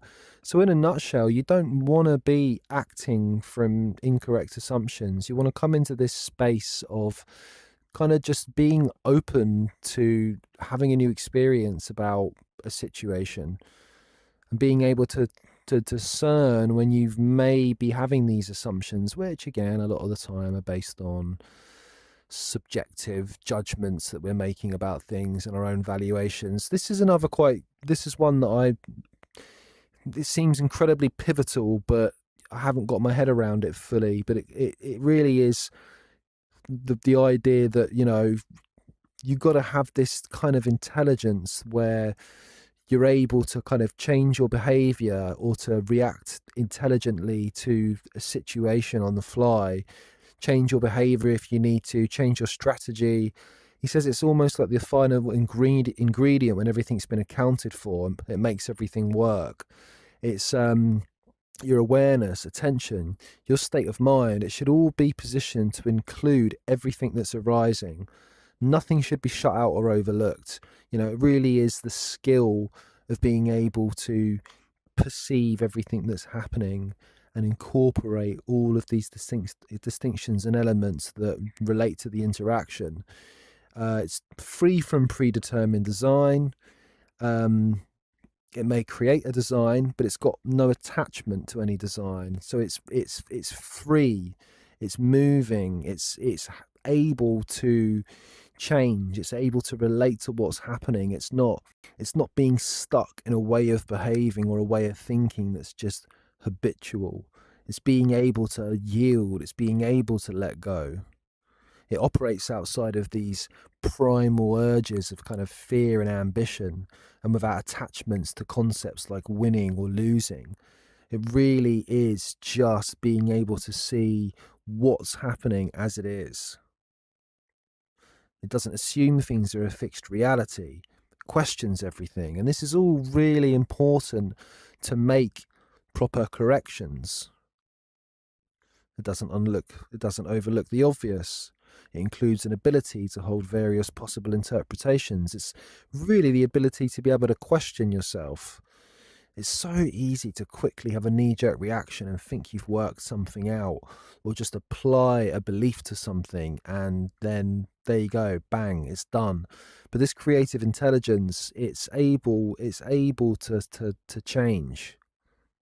Your experience becomes plastic, less binding. It allows a greater fluidity in making changes.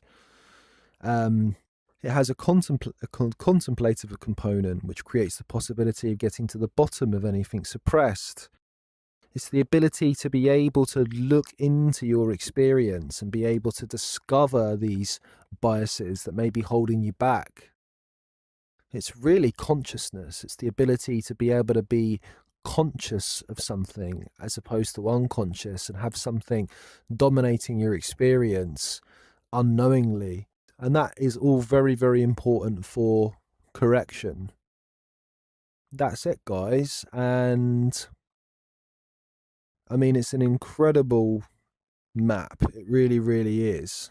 And in the book, Peter talks about this whole kind of concept. This whole kind of formula that he's come up with reminds him of, one of those really complicated maths formulas you might look at on a blackboard that just seems completely beyond you.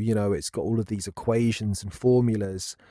But then I think he saw this somewhere, but then at the end it has like a little arrow coming out of it all, and it says, and then a miracle happens. So once this is all understood, and once this all happens and all this is put into place, then the miracle happens. You succeed, you improve. And this happens after the action you take, right? The emotional action, physical action, the mental action, the verbal action, all results in your result. We talked about result earlier. That's really what this is, okay? This is the process. This orange kind of route here is the process you're going through that leads to the action that gets you the result you want. And then you rinse and repeat, and you carry on until you're relating to what's objectively occurring. And what's objectively occurring is what's being perceived. These two have to be matched. They have to be as closely as possible. I can't stress that enough. All right.